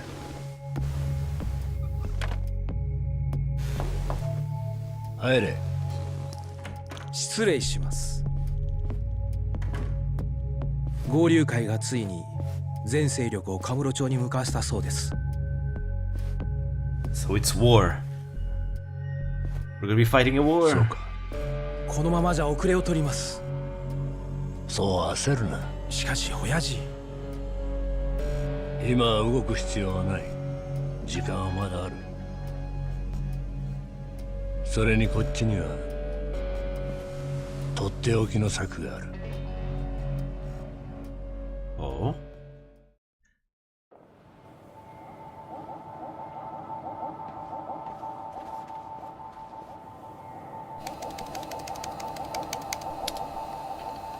ダメね。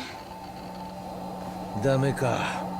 ええ、このマシンじゃパスワードが解析できないの。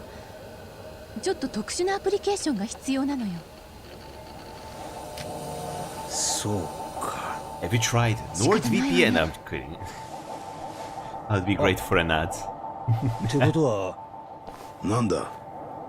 本庁のシステムなら解析できるんじゃないのか。警視庁の？ああ、あそこにもハイテク犯罪対策室があるからな。あのシステムを使えば解析できるかもしれん。だが警視庁は今回の一件協力的じゃねえからな。問題はそこだ。俺が頼んだところで聞き入れてくれるかどうか。じゃあ無理ね。ああ、そうだ。なら不敬のシステムを使えばいい Plot じゃ twist is incoming. Oh.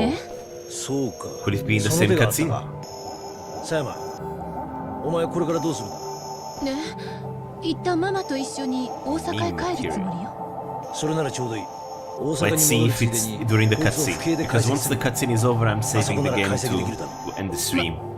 まあ、 But そうだけど。 we'll see. じゃあ頼んだ。 I'm so hungry.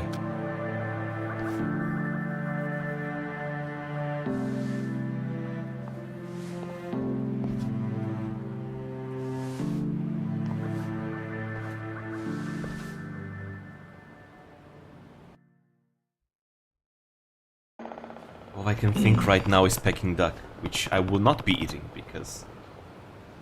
Yeah, all I can think for some reason is Peking duck and that's making me hungry. I do have chicken I can eat though. Something was off about Sayama. He's not okay with all this. Alright, that will be it though. I'm gonna end it here. I am so hungry, you have no idea. Anyways, I think this was a very fun stream. It's true we didn't play that much, but I had fun talking to you guys. I really want to make this more of a frequent thing once I get my model. I want to talk more. I just like talking. It's nice. I guess I'm talking for all the times I didn't talk much in this semester. But yeah. Thank you guys for coming. Thank you guys for your patience, honestly. I feel like all of you guys have been very patient with me for the past like 3 months. Due to my inactivity and all that. Because of university. So I'm really thankful for everything. For all the patience. For coming here. And for finding some enjoyment in it. But yeah. I'll see you guys somewhere in the next week. Sometime next week, maybe Tuesday, maybe Wednesday. We'll see which day will be the best. Because I wanna finish Yakuza in one of those days. Yeah. Unless I really am desperate for time to finish my university project, but I think I can definitely squeeze one. We'll see. Yeah, thank you guys. I'll see you next time. Bye bye, sweet dreams.